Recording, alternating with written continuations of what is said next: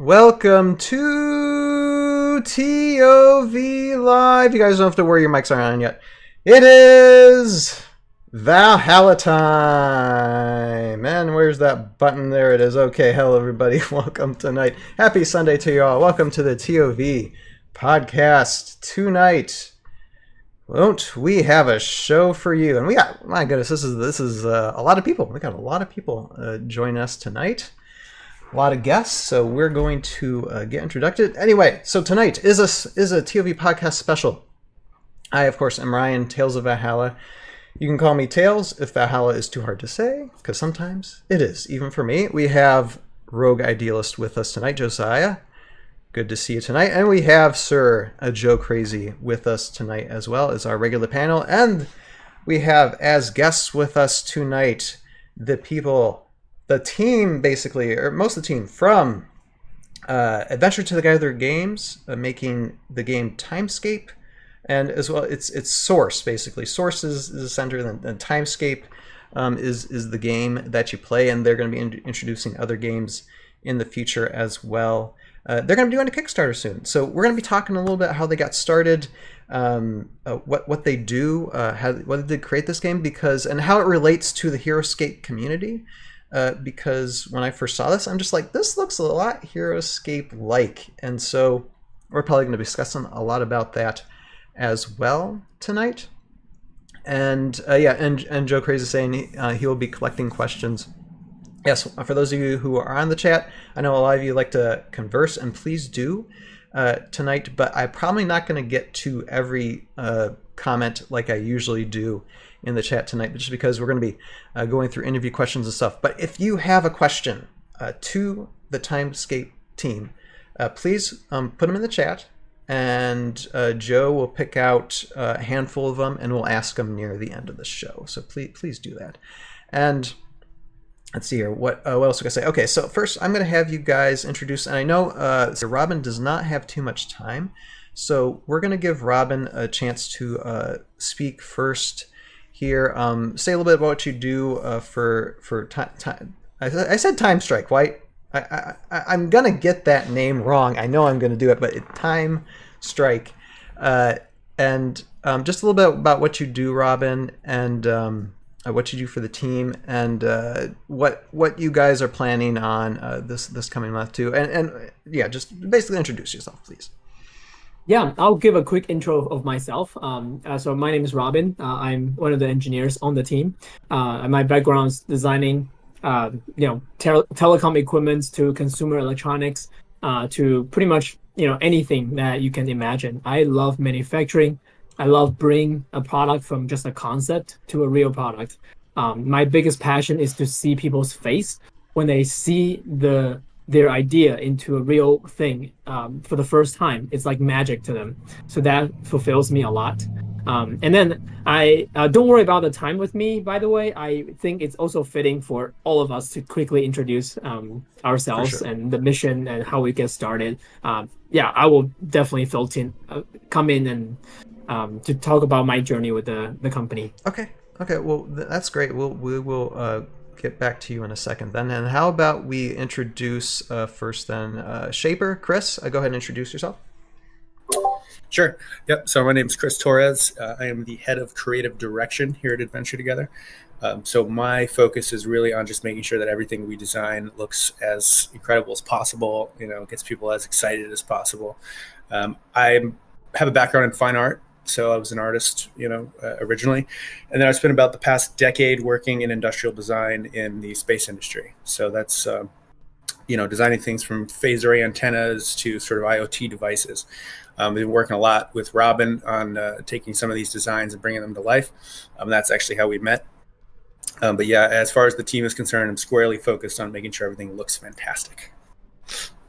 Awesome. And how about, let's see here, let me get names out. Anthony. Go ahead. Introduce yourself next. I'm Anthony. I also go by Salpy. I am the head of game development at Adventure Together. So I spend 99% of my time thinking about mechanics, working on rule books, and play testing. Lots and lots and lots of play testing and gathering feedback. I have a background in software development, I used to be a small time. I used to stream and play a lot of games and do game reviews. So this is kind of the route that I've always wanted to take as far as just working on games. Gotcha. Awesome. I'm glad to have you with us. And then, let's see here. Oh, wait. I'm sorry. Oh, my poor eyes. Okay. Nicholas Himaro, go ahead. Thank you, Tails. Yeah, my name is Nicholas Mastoris. I am the program director at Adventure Together Games. My role at the company is to make sure we are staying on track. I play a large part of working with our community, spreading the word, and I think Chris puts me best as Goku. I'm just a happy-go-lucky kind of guy that just loves to go with the flow and have a good time and make sure everyone's with us along that journey. And my background, I have 10 years in UX for building applications, so I have designed sophisticated applications, and I have my certificate in user experience. And I also have worked as a program manager in the intermodal and shipping industry for about the last 10 years. And like I said, it's my job, keep the team on track and make sure that the community is up to date with everything that TimeStrike and Adventure Together are working on. And quick question. Now, Are you talking about regular Dragon Ball Z or Dragon Ball Goku or Team 4-Star Goku? I think Chris is going to have to answer that, but I'm pretty sure it's just Z. Okay. You're muted, Chris. Yeah, regular Goku. DBZ. Okay, right. Okay. No, I've watched a lot of Team 4-Star. That's the only way I know Dragon Ball Z is from that that parody. Okay, Bob, aka Andrew. Go introduce Hello. yourself. Yeah, I'm Andrew Kwasnick, also known as Bob Loki. I've been part of the team now for a year and a half, almost, probably maybe even a little longer than that. I'm an investor, and I've been helping run the Discord. My background is in machine learning engineering, so that's what I do for my real life job. But I love what we're planning on doing here and having hopefully some really good conversations about the future of this project. And talking about the applications we're going to build, the open source, environment we want to have around this. And a lot of that involves fun software engineering. So me and Selpy will probably be doing a lot of software engineering. Okay, well, that's interesting. So, and my next question come to mind then, before we get back to Robin then, is this game, or are there going to be future games that are like digital? Or is there going to be a mix of that, or is that for future plans? I can answer that. Currently, the plan is to keep it physical. Okay. The digital aspect will come more into the rulebook community sharing.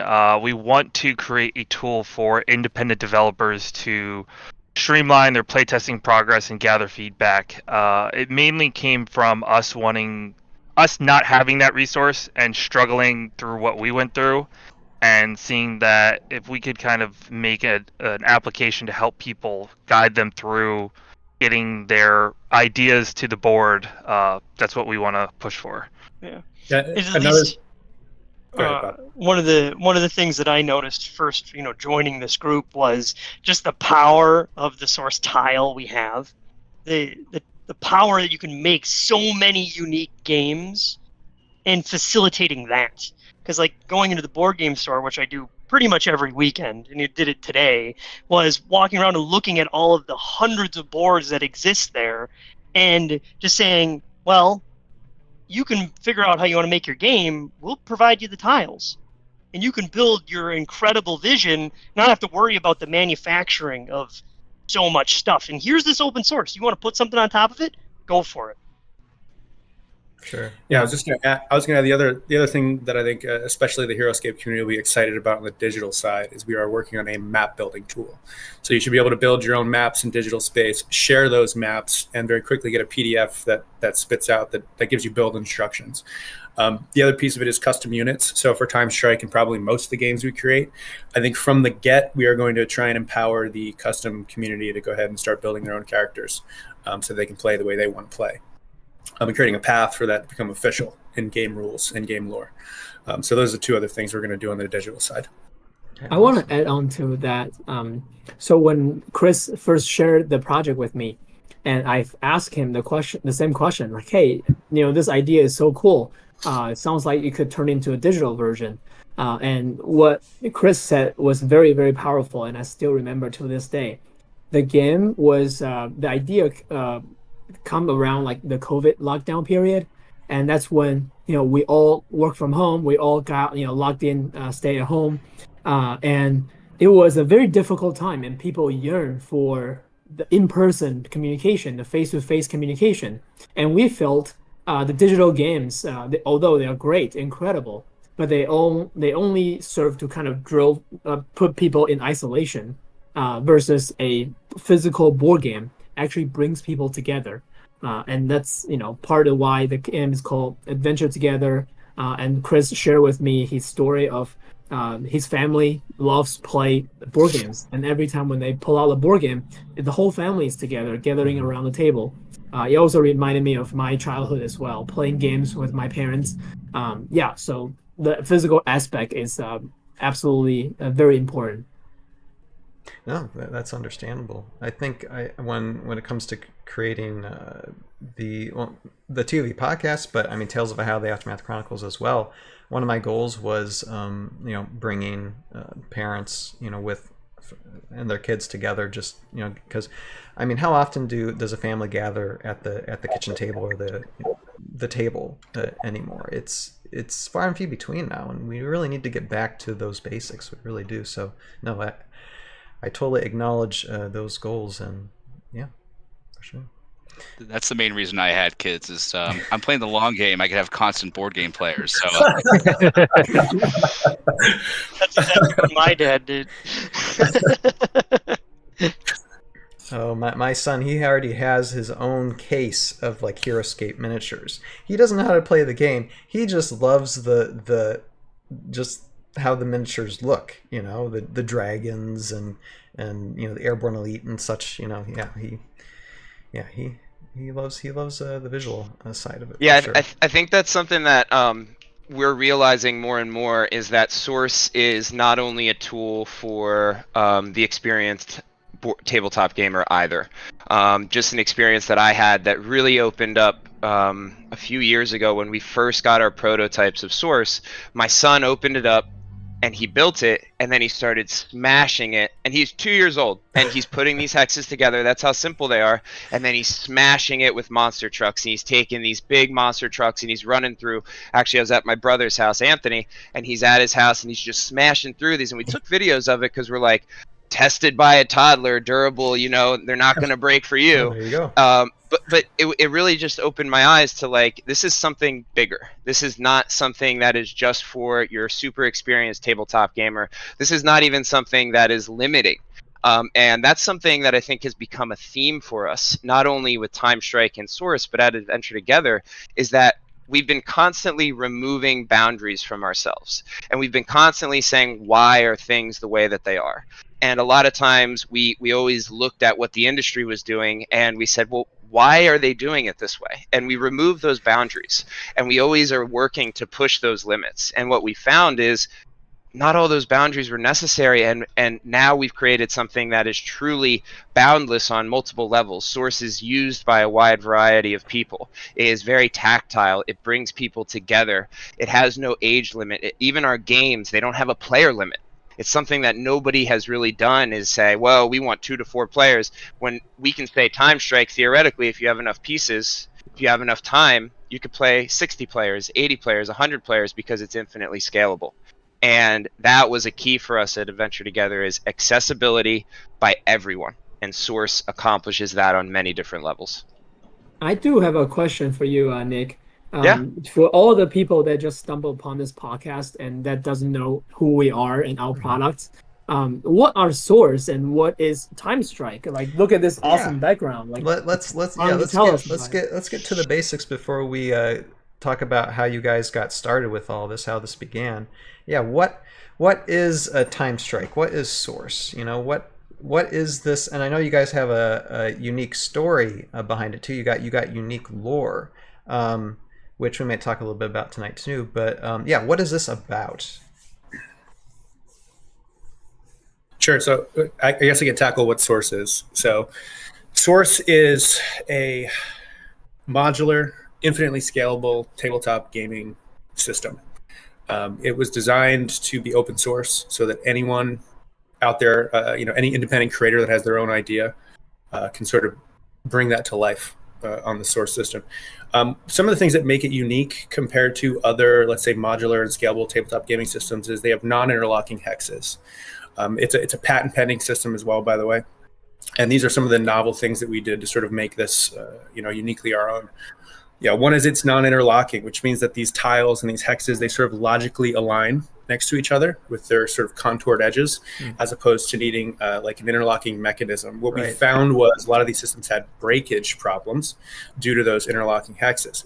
It also was limiting because you couldn't then build and or destroy during gameplay.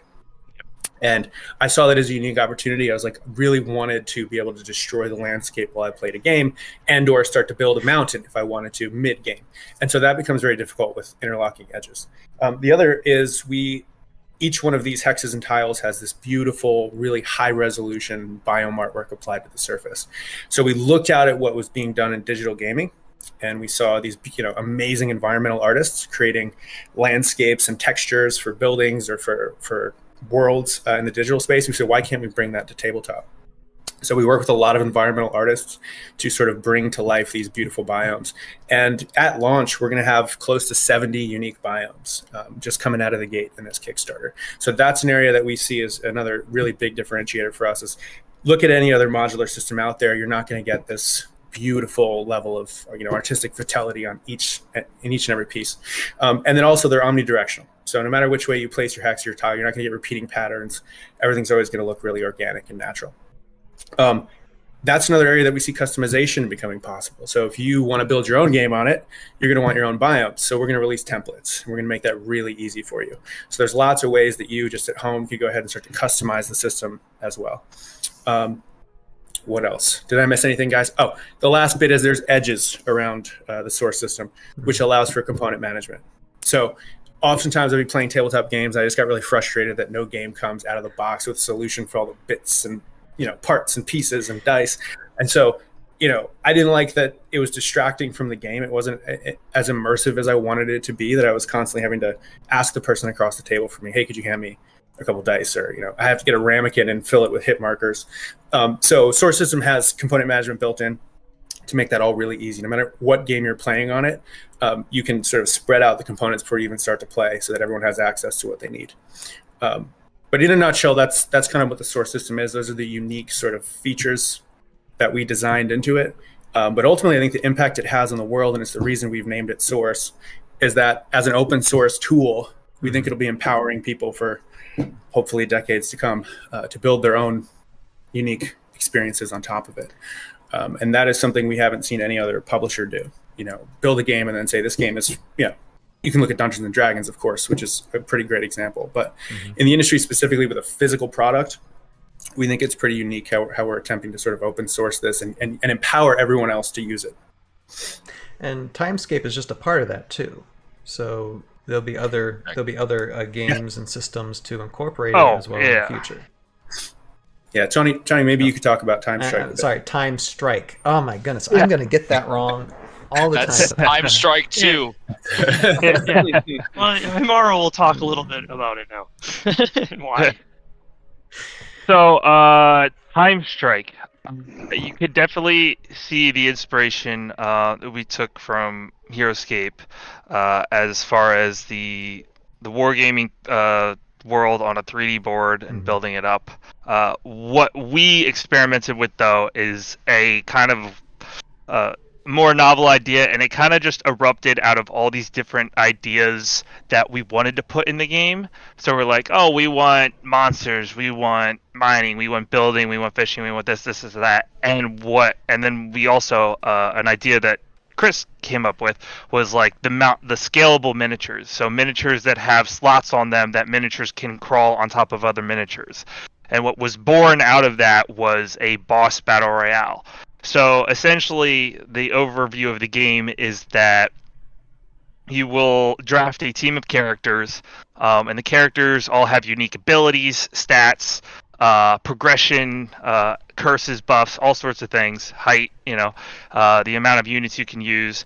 And you'll pick your team, you'll draft your team, and you'll plop them down on the board, and it's really just who is the last remaining. So you'll be fighting each other, but you'll also have this massive boss on the board that's, exploding, cursing people, destroying the landscape.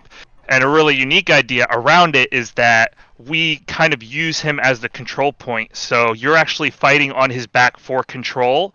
So if you are all the way up top on the boss, you get to control his next card. So if his next card says go and destroy, land wherever and just attack something, like, you're going to fight for that top position. And there's lots of different things that he's doing.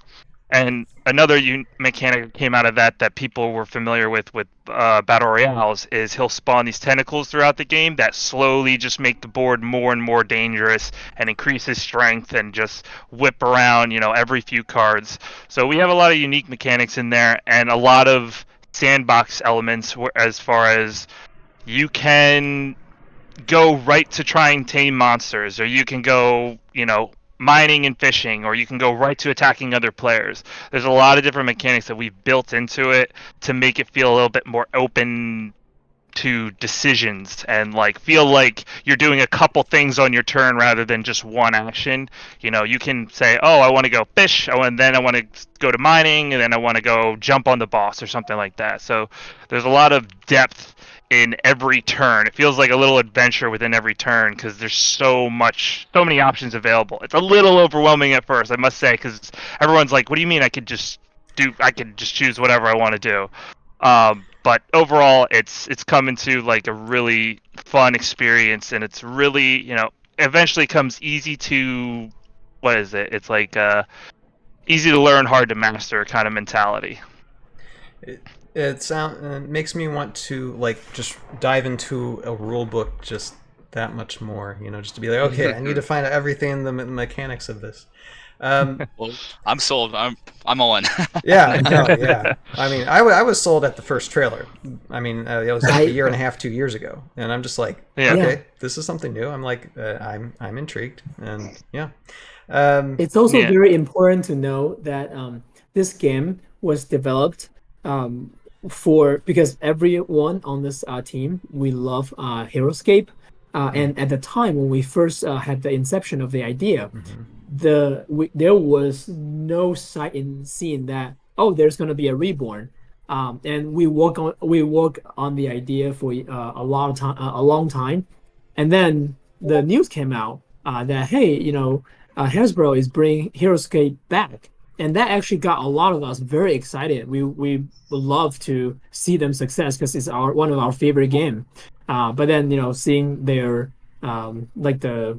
their fundraising didn't go through, and that was a bummer for all of us. And then that makes us feel more determined to we want to bring our games out to serve the community too, because clearly there is a demand there. We are the players. We want to bring this to the world. So we're glad you're excited about it.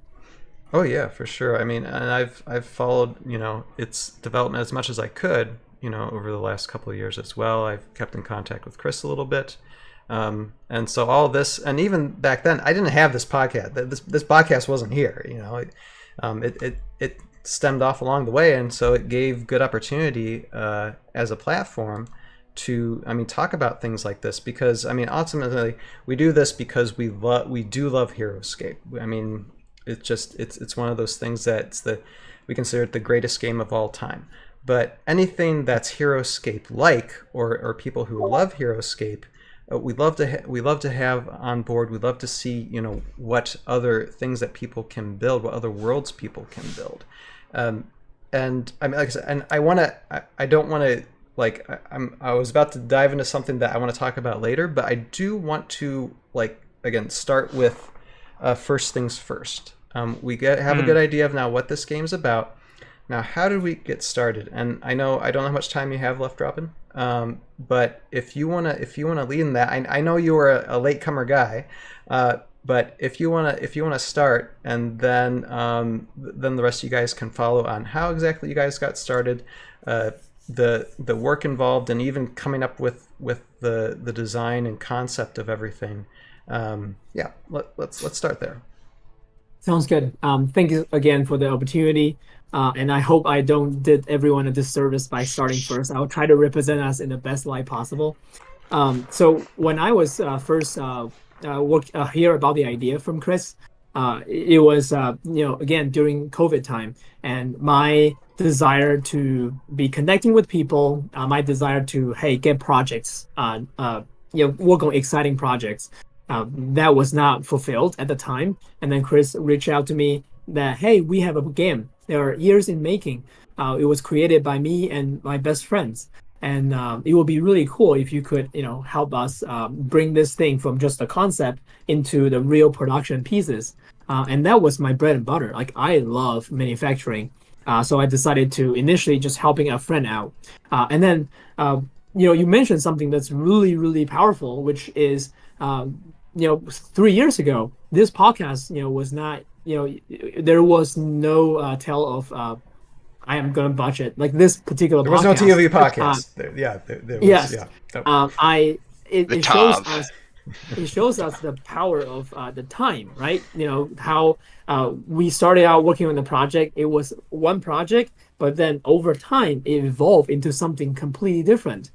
So the game that I initially helped them working on has evolved and constantly changed. And then eventually, when we received those tiles, the source tiles, and everyone had their mind blown, and that's when the idea of source came about. We started out our journey to revive our favorite game, HeroScape, but we hold these tiles in our hand, and we're like, what is this? This is the most powerful tool we have. They're building blocks for many, many things to come. It's like a gateway. It's like a key to like a world with infinite amount of terrains, maps. It's going to empower so many people to bring their imagination to their own tabletop.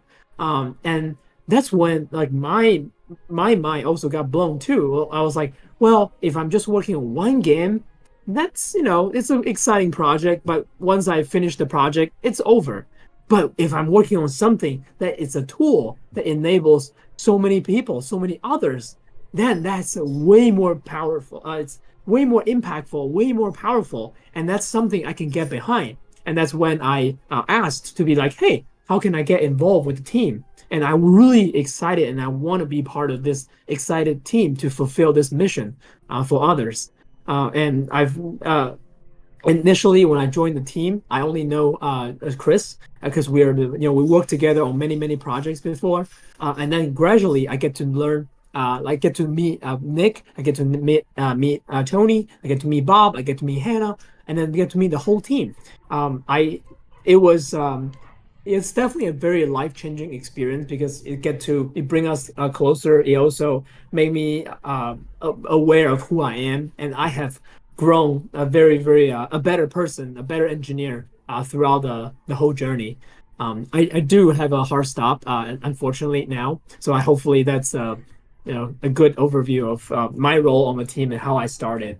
And I just want to thank you for the opportunity to speak with us, to hear about our stories, and I'll continue to, just feel free to reach out. I do have to pass the mic to the rest of my teams. For sure, Robin, and we appreciate you coming on, even for limited time you have. And even though I've only started talking to you in like the last hour, I think I feel a connection with you. I can relate with you a lot. And you seem like a great guy, very enthusiastic, very involved in this. So I hope we get to talk sometime in the future. But it was lovely meeting you, sir. Sounds good. All right, guys. Have a good rest of the podcast. Thanks, Robin. Thank you, Robin. All right. So that was Robin's take. Now, when it comes to like at the very beginning, I mean, when it came to figuring out the lore, the game design, how did that all start? When did the idea just spark? Did it came from like Robin was saying, from the love of HeroScape and wanted to try to do something similar, and then it just evolved into something a little bit different or more unique? Or how did that begin? Yeah, so I could take this one. I think that more than it began with, I'd like to bring a game to life. It started with, I'd like my life to be more of an adventure. I think that was actually the first idea. The first idea was I looked out at the sort of products and the industry that I was working in, and it wasn't really exciting me anymore. I wanted to build products that people loved, and I wanted to do it with people that I loved. And I guess in a way, as a founder of this, we all got together and just decided we kind of wanted our lives to be an adventure instead. And so how could we start to do that? Then for me, the question was, okay, what are the things I love the most? And I was like, okay, well, I thought of my two friends, Nick and Tony, right? And I've always wanted to build a game company with them. So if there's anyone in the world I'd build it with, it was going to be these two, because they have the gaming mind that I kind of lack. And so then I thought, okay, well, what are my favorite games, right? I thought back to all the things that I love the most. And, there was a moment where we were thinking, should it be digital? Should it be physical? What kind of game do we really want to build? But as Robin mentioned, it was right around the pandemic, and we were just craving face-to-face. We were craving that sort of intimate, sit around your table with your friends and your family kind of experience. And honestly, all my favorite memories growing up were that, sitting around a table with friends and family. And so then, I thought back to HeroScape, and I thought about all the times I kind of was in my basement with my cousin playing for like 16 hours on end, just nonstop, game after game after game. And it had been gone at that point for close to 12 years. And so in the absence of that game being around, and having tried so hard to collect it and piece all the parts together and continue to play, how prohibitively expensive that was, that just kind of seemed like a good place to start. And so the first thing I did was, of course, I took Nick and Tony out. We went out to dinner. I think we were eating crab. It was for my birthday, and I basically said, let's do it. Let's build a board game. Why not? That's kind of where the first conversation started. And then I was working in Boston at the time, and a good friend of mine is an MIT engineer and also a board gamer. And I mentioned to him I wanted to build something, and I kind of gave him the rough shape of the idea and asked if he could get involved. He's not on the call today, but maybe he will be on the next time we get together. But sure. So his name is Brian Wanek, and Brian Wanek ended up being sort of the mind, and him and I co-invented Source from there. So that was kind of like the earliest, and that was my motivation, at least. I wanted my life to be an adventure. I wanted to do it with people I loved. The thing I remembered loving the most and created the best memories happened to be a three-dimensional modular board game that was kind of a war game. And we just started from there. Now, we knew it had to be its own thing, even though we felt like, there was probably opportunity to do something really, really similar to HeroScape. I don't think that would have ultimately satisfied any of us. We had to really look at what existed before and innovate. Otherwise, why create something? Why create something if it's not new? Why create something if it's not better? And so, we started from that as a source of inspiration, no pun intended.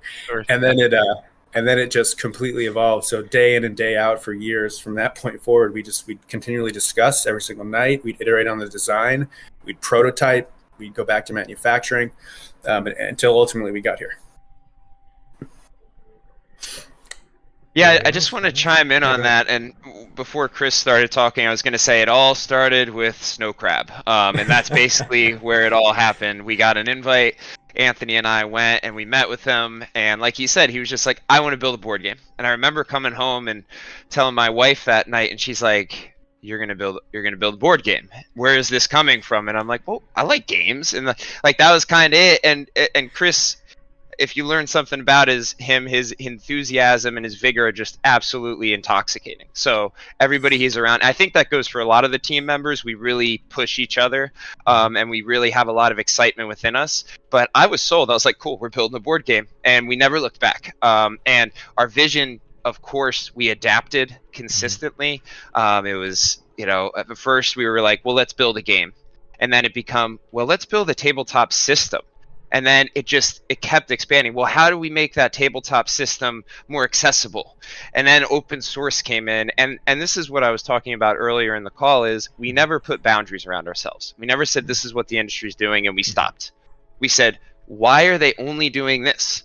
And we're listening to the community, and that's why we're called Adventure Together. This is not Chris, Bob, Anthony, and Nick company. This is an adventure for all of us. This is for the tabletop community. This is where we're going to listen. We fully expect that the best games that are developed and designed for Source are not going to come from us. They're going to come from somebody who has a completely different vision for these tiles and hexes that we do.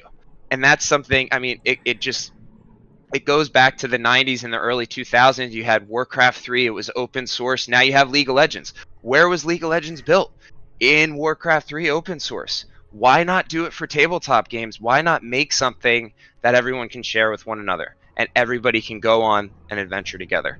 And that's what we went through. That's what we want to share with everyone. And many times we've called TimeStrike and Source our love letter to the community. This was not developed in a rush. This was developed with love. This was developed with research. This was developed with talent. This was us sitting there getting frustrated at each other, making tough decisions. Tony and Chris screaming about a game mechanic that we don't even have anymore because it was so important at the time. That is what has happened, and we've all grown together because of that. And that's something that Robin talked about as well, is it's just brought us close together. We found where we're strong. We found where we're weak, and we push each other up. And it's the same with the community. They have lifted us up. They have made us what we are today, and we're going to continue serving them for the entirety of Adventure Together. I think you'll find a lot of love put into everything we do. It really is true. To be as inspirational as Imharo, I probably won't be able to be. Yeah, there's a lot of love, and you'll see that we're not just building it for ourselves. We're building it with you guys, and we hope that will be the case the whole way through. I won't share more, but Himaro's right. Inspirational. Good job. No, it intrigues me a little bit when you say about community involvement and creating something more than what you guys are thinking of, and it kind of blows my mind a little bit to thinking, what are you talking about? I mean, don't you guys have creative control? It's like, no, you're basically saying the community has creative control. That's different. That is something unique. I can't even wrap my head around that. Like I said, I need to read a rule book. I need to read I'd like to add as well that, while the game HeroScape was inspiring to us, of course, I think what was way more inspiring to me personally was the community that refused to let that game go away.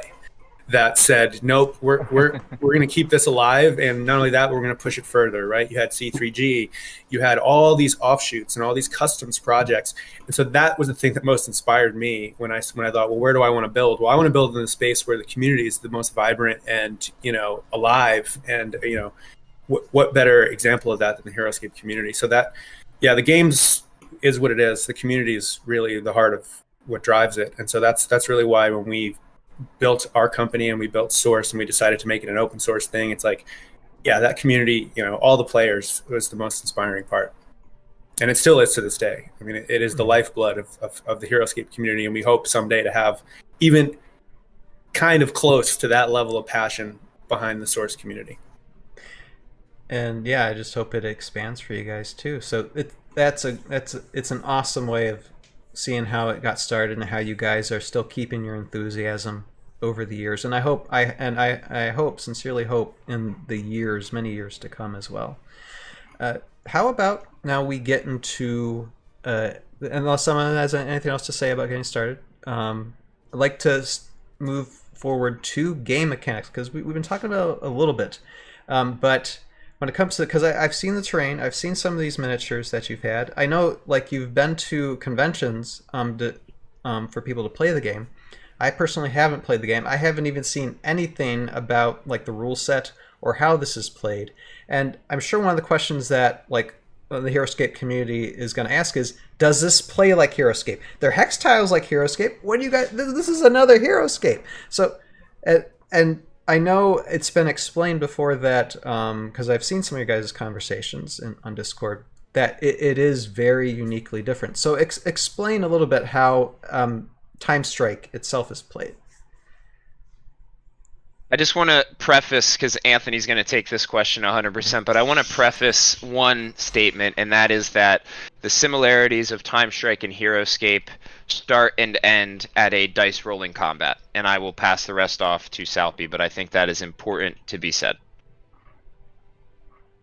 With TimeStrike, hero escapers are going to know how to play right off the bat. They're going to look at the card. They're going to see a lot of the stats. They're going to understand basic movement, attack rolls, defense rolls, how hits and blocks are traded between each other, how height is calculated, counts of characters or counts of units within each character.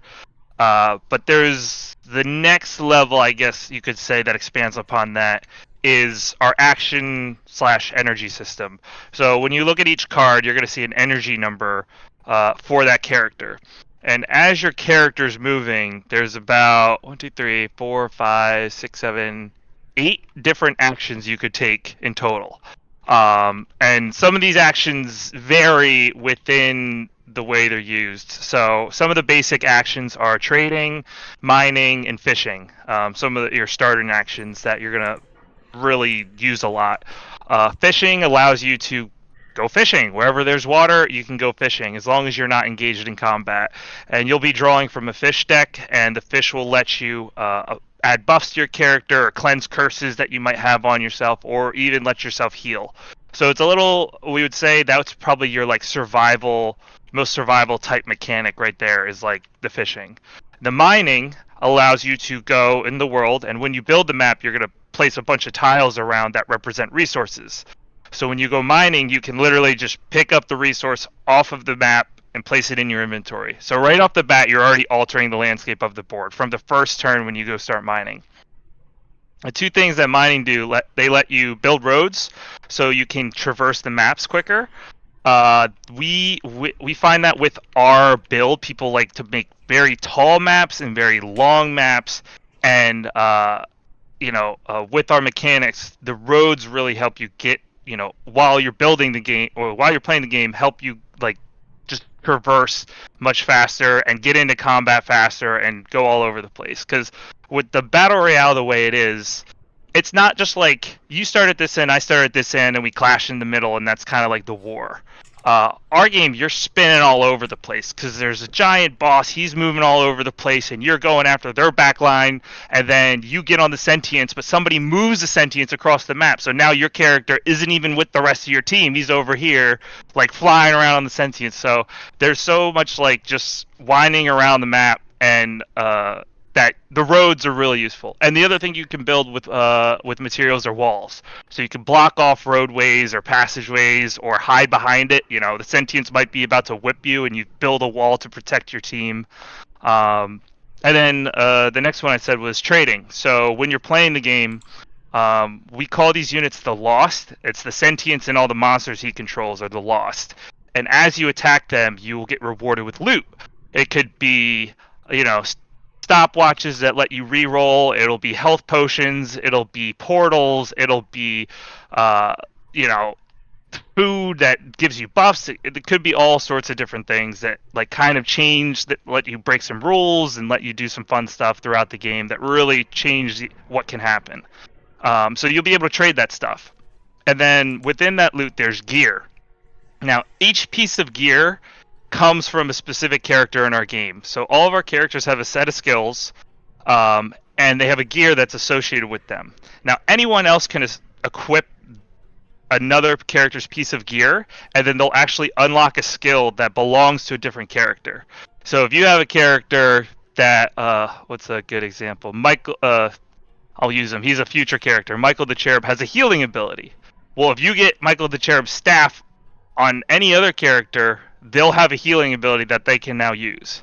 However, if Michael the Cherub gets his own staff and equips it, you'll see at the bottom where his healing is just now more powerful. So there's a lot of just, and this is all just kind of goes into trading. So when you're playing and you have all your characters on your team, you'll be able to trade all these loot, these fish, these materials, these gear all around. So it really adds another piece of, another dimension of like how your character progresses through the game of like, oh, I started with nothing, I have no additional stats, I have no gear, no loot, and throughout the game just so many things can happen as you progress through. So there's a lot of progression in our game that we over time figured out the best way to kind of apply it. I could go on. That's just a couple of parts. There's the climbing, the sentience. We have a unique ability called contest, which is basically a fight for position. And when you contest each other, it's really important on sentience because you're fighting for position as far as like who's the highest. But there's also fun points where you could be contesting someone off the edge of a cliff and just Sparta kick them off and have them roll for a ton of falling damage. And this was something that came out of like the road building and all this sorts of stuff. That this was just a mechanic that fit in the world, added a lot of fun, and especially when you're fighting for height advantage. And then all the characters can also attack, of course. Like attack is like your most basic action that you have with your characters, but also characters could also have a special ability. So within their skills, they have attack skills, defensive skills, passive skills, and then abilities. And abilities are something like unique to that character that they can cast on their turn. That's just like that nobody else can really do unless it's on a piece of gear and it gets equipped. So there's definitely a lot going on within this battle royale. There's a lot to think about all the time as far as like, oh well, this character has 3 energy, so I'm going to fish, I'm going to try to tame this monster, then I'm going to attack something, and kind of plan out your route as you're doing these things. Because that's another action that I didn't mention. You can tame monsters. But if you, based off everything I said, like I said, I could keep going. But do you have any questions? Stop me somewhere. No. What's the average duration of a game usually? It depends. There's 3 different factors. So 1 is player count, 2 is character count, and 3 is size of the map. So we do have some general rules of how you should play with different player counts. Essentially, we try to keep it anywhere between 35 to 50 minutes per player. It really changes as far as like, just things can go crazy. Just, it's all dice rolls, right? So things can just not happen the way you expect them to. But yeah, about 35 minutes to 40 per player. And to go back, your average map, I don't know what the dimensions. We call it an 8-edge map. So 8 edges, you fill it in, and that's like your typical play map. But we've had games where, or we're gonna play test games like where you have 8 players and they all have 1 character each, or you have 2 players and they have 3 or 4 characters each. So it's really diverse, and it's like, this is how many people I want to play with, and this is the amount of time I want to play with. And there's also ways to essentially buff the boss, like specifically for Fear, he spawns these tentacles that make him stronger. If you really want the game to go quick, you just start with a bunch of tentacles on the board, and it won't take long at all. But yeah, so we aim for that about, I would say, 40 to 45 minute mark, even for first time players to have an average game length. And talk about the boss a little bit. Is the boss controlled by a player, or how's that controlled? Yes. So when you're playing the game, at the end of every round, you draw a boss card. We have a boss deck. The first boss Fear has a deck of 12, and he's got every 4 cards, you have to layer it in a special mechanic that kind of keeps him progressing slowly and resets the board a bit. So essentially, you draw the card at the end of every deck. If nobody's on them, everyone gets to roll a d20, and whoever rolls best gets to control that card, whatever it is. However, this is where the fight, where he becomes a control point. If your character is highest on him, you automatically get control of the card. So if the card says that you get to move his tentacles around and curse people, or you get to move Fear himself, you could go destroy something and attack people. That's a gameplay element. So the way we're kind of approaching, because a lot of games do like capture the flag, they do domination, they do all these kind of different like generic or the game modes that are pretty common. What we're doing is we're building that game mode into all of our bosses. So we have 2 bosses in development right now, one that we show, and each boss is basically going to represent its own game mode. So Fear itself, the way he works is basically he is area denial and cursing. So characters that are either immune to cursing or can cleanse curses and have high move or really good move are stronger against that specific scenario. and I can talk a little bit about the next boss, which is called Desire, Real quick, I just want to mention something. So, not to cut off Anthony, because I know he's just deep in his brain right now, but I want to mention something that really makes us unique. So, he mentioned that this sentience is a control point. And I want you to kind of just, almost close your eyes and imagine this giant boss in the middle of a desolate wasteland, and you guys are trying to climb to the top of it because you get to control it next. And what that builds for is we're sitting there and we can you see it unfolding on the map, and what you'll see is like people will be contesting one another. So you'll have this battle at the top of this giant boss, and somebody will contest somebody off, and in your head you're thinking of, oh my gosh, he just got Spartan kicked off the top of the sentience down into lava or down into this harsh terrain, and now he took falling damage, and it's very, very, Source makes it very, very visual.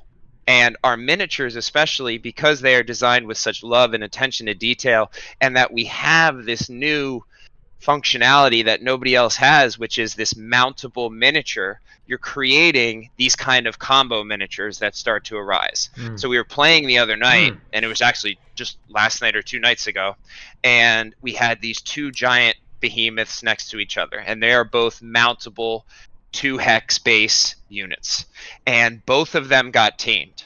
So you had one player versus the other on the back of these giant 2 hex units going into battle against one another, and it essentially becomes this just very epic moment where you see, oh my gosh, he's on the back of Abaddon, he's on the back of Flamavan, and they're just clashing in the middle.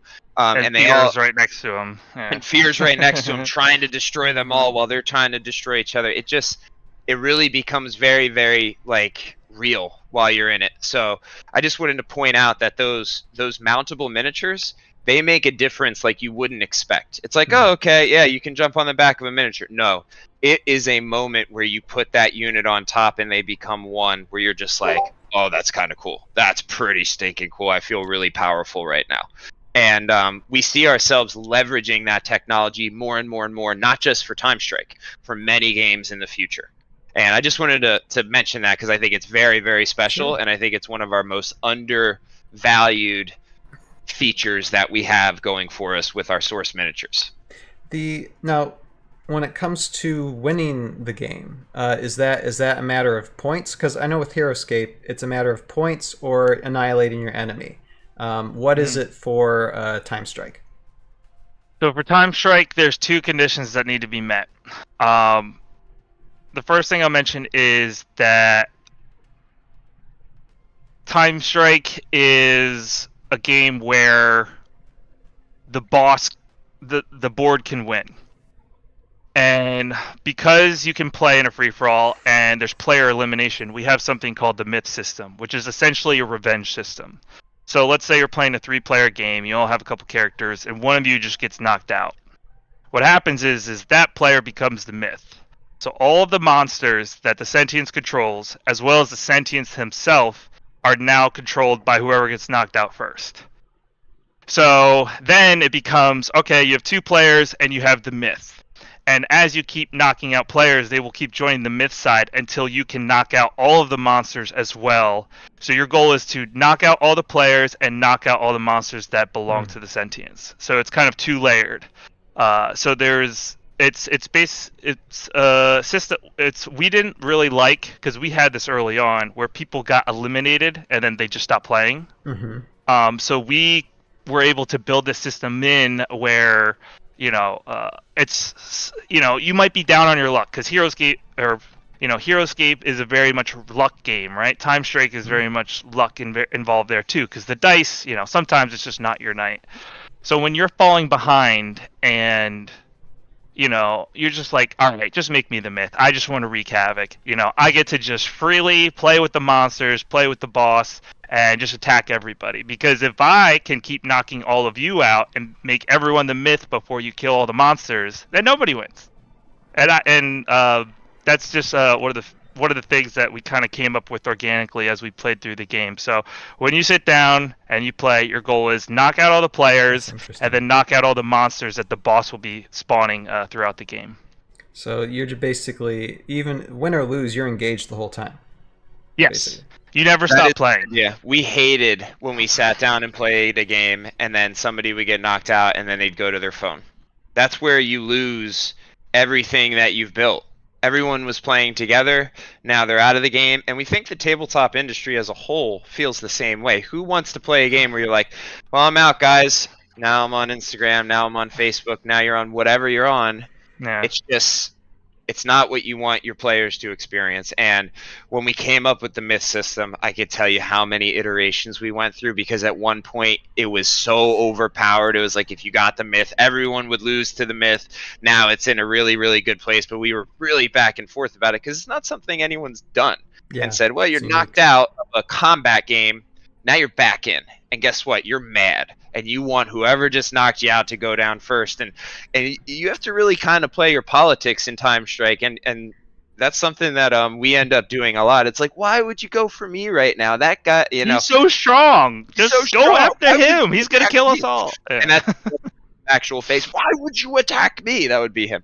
So, yeah, it's great. So Now, if you're playing in a 4 or 5 person game, are the other players that get knocked out able to play as the myth, or is it always just the first person? So basically, if you're the first one to become the myth, you're just like, come, join me.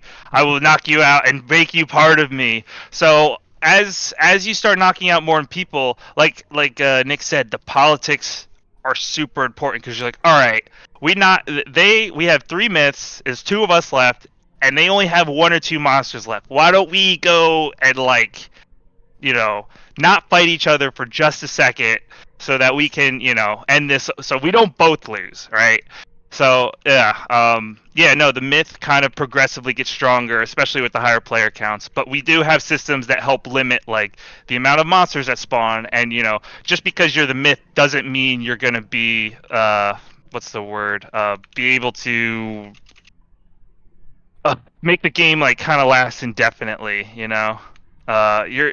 we make sure that or that's the playtesting part, is like it's being balanced right now for sure. Mm-hmm. Right. But it's definitely something that we loved having, just as a system to keep players always engaged no matter what. Sure. No, that's super fun. I want to go back to I love the idea that you guys have these bosses as the objective, and they each play so differently. I think that's super fun and so different than anything I've ever played with any type of board game. And now the question of, I was thinking to myself, well, you guys talk about the different things you want to do. If it's fishing, if it's trading, if it's mining. Now the battle with the myth against the myth makes more sense. Why would I want to trade with the enemy? That's why. And it's like, oh, that's great. Now, if I wanted to get that staff you guys were talking about earlier for that one character, and my enemy has him, like, well, if you give it to me, then we can fight the myth. And he goes, yeah, but I want you to lose. Yeah, but do you want to lose? Like, I don't. And then there's the politics of it, and that's an aspect of the game I truly love as well. Yeah. So. We tried to make your brothers lose. Yeah. I don't care who wins, but it's not my brother. We tried to make like official politic rules built into the game at first, but it gets so wild as far as how, every second of like, do I attack him? Do I attack the boss? Do I just kind of like stay low? Because another issue but just another mechanic that kind of pops up is like, if you're really far ahead, everyone just looks at you and they're like, all right, you're the target. So you're trying to play this like game of like, oh, I can't be too much of a threat, and it can't be too obvious that I'm winning. That I'm just beefing up. Yeah. And something that I think is really interesting is that you mentioned the idea of like always having a different boss, and I think that just goes to show the level of commitment we have towards the open source system. So if you think about it, now the community says, hey, I have an idea for a boss. I'm going to release it on the source app. Everybody can download the mechanics for this boss, and you guys can use the boss that's been shipped by Adventure Together and just use it as a placeholder, cards. Right? And you can print and play with anyone else that has the source system around the world. And all of a sudden, you have the community coming in and creating new rule sets within a game that we created, but we want them to iterate, we want them to expand, we want them to innovate. And then also you're creating more content and like community driven expansions to just say, hey, I had an idea for a boss, I built it, everybody can print and play it at home now, I hope you enjoy, I'm looking for feedback. How awesome is that? I can't even express my, like, having a system where you sit down and you say, I don't want to play the same game that I've played on this board. Normally, what do? You buy a game, you put it down, you play it 5-6 times, it's an amazing game, and then what happens to it? Up on the shelf behind you, looking beautiful for the next 10 years. We want Source to stay on your tabletop because you always are having a different experience on it. You are always looking for the next thing. You are always playing a new game. And now you have a tabletop system, almost like having a Switch at home that you just leave plugged in and you say, hey, I can't wait to play this new game that just came out. I can't wait to just print and play it at home, or Adventure Together is going to publish it, or however I can get my hands on it, and we're going to make as many routes available as possible. But now you have a tabletop system that never has to go away. And it's always part of your day-to-day, and it's always the thing that has the next new game that you're excited about on. We just saw that as such an amazing opportunity, and I just wanted to show that even TimeStrike was built with that in mind. Now you can easily fork the rule sets to say, well, I have new bosses, I have new characters that I want to add, and they don't have to be official. I'm going to upload them to the source system site. People are going to play them and give me their feedback just like that. And we think it's just going to be so powerful. Now, do you have squads, or is it just like hero units? Well, it's going to be both. Both. Okay. Okay. Yeah, so you're going to have squads of 2, squads of 3, squads of 4. And then you'll have the single character units, yeah. We do have some ideas for future character types even outside of that, which I'm not going to disclose yet. But yeah, it's a game we have 44 characters done, as far as miniatures, as far as skills, abilities, stats. That's not bad for a starter. Yeah, not bad at all. So yeah, we came into this pretty ambitious, and then we figured out later on, like, all right, how are we going to package them and make them affordable, and kind of release them so that people can buy the ones that they want. But yeah, no, we're very much prepped and ready to go as far as our releases. And yes, so we will have multi-units, and we have we call them unit, like multi-unit or single unit characters. Yeah, if I could interject, I just love the models of the figures. I do a lot of figure painting, and that's mainly what I do on my side of things. And I'm excited to get my hands on some of these and just put some paint on them. They look really, really. They're that nice level of dynamic and intricate, but not like overly complex. Where like I don't ever want to paint this. They look like they have like a lot of personality, but not too much like pain to get colorized. So I'm excited about those. Yeah, look, having painted hundreds of them myself, they're a lot of fun. They're a lot of fun. We tried to make sure they'd be a lot of fun to paint, and we're also going to work really hard to make them as accessible as possible for you to get your hands on. So you won't have to buy a game if you want to just paint the miniatures. They should be available in the future in an on-demand basis, so you should be able to get one at a time if that's what you want. So we're looking into a lot of different ways to get those into your hands. But yeah, painting them is a blast.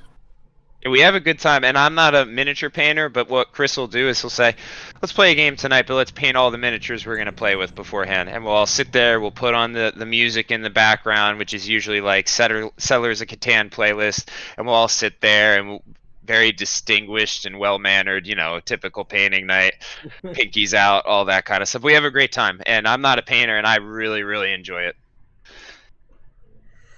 I myself personally am a Two Steps from Hell person. Likes to love that music, love that stuff. Yep, there you go, Chris. I have that on constantly. Specifically while I'm sculpting, I have Two Steps from Hell on. Then before we move into the next segment, if there's nothing else Joe or Josiah wants to say, I do have another question when it comes to the game mechanics, because it was mentioned before, and I just want to get some clarification. The modular terrain itself. Now this is something unique, and leave it to engineers to take, like, because I mean with HeroScape, the terrain was revolutionary because I mean it was already colorized. Oh, yeah. You could just build and play. But you're right about the thing when it says, you know, it's got the way to connect it, which is it's a strength, but it's also a weakness because it can break apart, and that has happened for us hero escapers over the years. But I mean, not only do you guys have this terrain where it can build, fall apart, and build it back together, but I think you were also mentioning the fact that it also can be used in the game, so it can be destroyed while you're playing the game, correct? How does that work? Yep. I mean, does that affect, like, can that injure you? Does that build your strength? I mean, what does that do in the game? There's 3 ways that you kind of... No, 3, 4, something around there. I'll go through them. But as far as how you can change the landscape, one, like I said, was mining. So you have these nodes, these kind of... However you build the board in the beginning, it's like, oh, I have this big mine over here, and you're picking it up and slowly, you know, flattening the board. The second way is when you're building roads, so you're building onto the board. So when you're building roads, you're taking hexes and placing them back on the road. So all of a sudden, you're changing the terrain a little bit more. The third way is through character mechanics. So the sentience sphere, our first one, wherever he lands, it flattens it. And if you have a bridge and there's space under it, space above it, you can decide, okay, I'm going to put fear on this bridge. Or you could say, nope, fear's going under the bridge. And we have mechanics of, you got to disassemble the bridge and take it all apart and move the characters around. We do have mechanics or, rules and explanations on how all that works. And, you know, we'll go more into like how falling damage and things can happen with those mechanics, and then there's certain characters that as they move around they can flatten terrain too. So this and eat terrain, don't forget, and eat terrain. Yeah, there's yeah. So it's there's a couple different ways that it's built in, and it's something over time, you know, as we get more feedback from the community and as we find out more, like we can introduce more and more ways for you to have fun with it. Because one last thing I'll add is like, for instance, like the material that you can mine, it's like, okay, we could build roads and we could build walls with it for now. Doesn't mean that, you know, that same mechanic can't be made for building or destroying something in the future as well. Yeah, and from a design point of view, what enables this is, of course, the non-interlocking edges of the pieces, but also they were built in such a way that you can disassemble and assemble them with one hand. You don't even need both hands to do it. So the idea is like, if you're going to be destroying the map while you're playing, it can't be super disruptive to how the game plays. So how do you go ahead and I'm just bringing it up on the big screen here. It's also super simple to just go ahead and if you wanted to take a mini and just smash something for fun. One of the ways you enable this is there's an interlock mechanism beneath these giant multi-hexes. A lot of people were trying to wrap their heads around how physically it was possible that things were, you know, underpasses and overpasses. Nick, if you have a pentadeck and you could show the underside of it, that'd be great.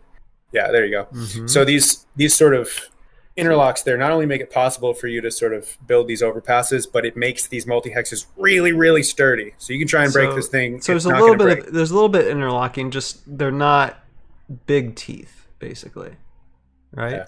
They interlock in a way that I wouldn't call it interlock. They logically align. That's interesting. Is the best way to put it. It really what it does is you'll see, right? I can easily slot it on and pull it off and on, but I can't turn it. I can't turn it really, and that's what keeps it stable. So we're not able to side it, just very, very little, but pop right off. No effort at all. Like I said, my 2-year-old puts these together and knocks them down and he's been doing it for, he's 4 now, but he started when he was 2 and never had a problem with it. So you can see, I mean, I'm just doing this with one hand right now, right? Mm-hmm. Very easy to just throw together, and you plop it on, and that's it. And then take it off when you need to take it off. No issue whatsoever. And of course, you know, when we're out and we're doing play tests and stuff, we love the element of drama. So we'll take the big boss and we'll be like, and he crushes the terrain. Oh, I think I broke it. But, no, I'm just kidding. But that's like half the fun of like all of a sudden you went from this giant to just a flat board, and this is where he lands now, right? And that's where it's really fun. So if there were people up here, right, and they're standing up here, if it gets knocked down, and Salpy, you correct me if I'm wrong, they might take fall damage if it's high enough, because they all fall down around it, so they could take fall damage. If it's not, then they may just fall into water, or let's say there's magma or whatever you build your board with, whatever biome type you use. Very, very easy. And then these, of course, these slot right together if you need to build large terrain really quick as well, and they go right next to each other to build out your base layer fast as well. And we're going to offer these in 2 sizes. This is our base side right now, which is a 15 hexer. Wow.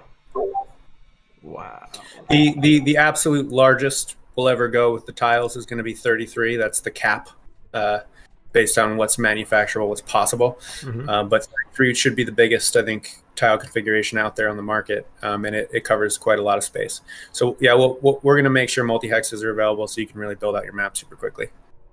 Tiles look gorgeous, by the way. They just look. I do a lot of like Dwarven Forge. I had a lot of miniature terrain systems, and just the texture and the detail. It's very simplistic but very eye-catching. Very Oh, you guys want to see something really cool? This is one of my favorites. I just think it looks so real. Oh, I love it. Does that have like a metal sheen to it? Yeah, it does. Huh. It's more matte than anything. It's a little hard to tell through a camera. But it's a pretty matte finish. We could gloss them, and certain biomes will probably have gloss. But no, this is more matte than anything. It's just depending how the light hits it. If you guys want to see something really special, not this one. This one right here. So you'll see we have hexes, right? They are thicker. These can be used as toppers. They can be roads. They're typically material or roads or things that you want to top with. And then you have your liquid tiles, which are much thinner, and they kind of cap to say, okay, this is what I want on the top of it. And this one you can't build on it. You can't build on it, correct? Yeah. So you don't have that lip like this one does, but this one is a beautiful koi fish pond that is just like super serene and hybrid. Bring it closer. Okay, I'm working to see it. Yeah. It might not focus automatically. I'm trying to get it to focus. But I can see the koi fish. It's a big screen, so I got you on the big screen. So. Also, you have these beautiful, look at that detail. These little mushrooms on a forest floor, and that really pops as well. And it's really fun. And my favorite. Oh, sorry, guys, I'm just really excited. No, do it. Come on. And I'm just pulling box after box out here. But one of my son's favorite, and the first time he built this, he said, "Dad, let's play the floor is lava."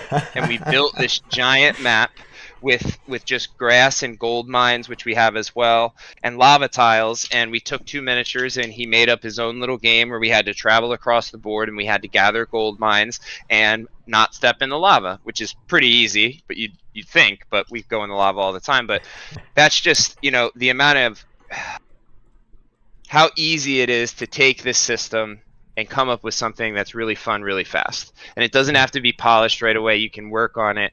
But now for board game creators and people that are like, well, I have to design my own board, and then it's just going to be a piece of cardboard. What if you just had this? And you could say, I want to develop all these games just using this system, and now I don't need to design a new board every time. I can just say, well, I want to get some stickers and print them out myself and slap them right on here and customize them. Or, well, maybe Adventure Together offers a really good biome that fits exactly what my game needs, like a frozen tundra or a muddy battlefield or a fantasy highland or a fantasy forest. I think it just really enables the player. That's a great point you made, Nick. That's another thing. There's going to be templates we're working on releasing for stickers. So you should be able to just stick them in your home printer and print on these already pre-cut, die-cut stickers that'll slap right on top of your hexes. So if you don't want to buy a whole new set, or the biome that you want doesn't exist yet, come up with your own in Photoshop, print it at home, and customize your board. I'm really glad I asked another that question. Thing we haven't really talked about too is I play a really big Pathfinder game, and so I got this giant box of tiles, and I can build whatever world I want to have for them to fight in. Like I said, and so that's the like the modular coolest terrain, thing you is can you use can it get for other things. Yeah. Tons and tons of these things, and you can build the biggest map you can imagine. I have a dining room table. I fill it full, and I have them hold on to their character sheets. They're like, you're not putting that on the table. I'm putting tiles on the table. And they're going to play. And they every single time we're in there for like 6-7 hours, and it's just the whole thing.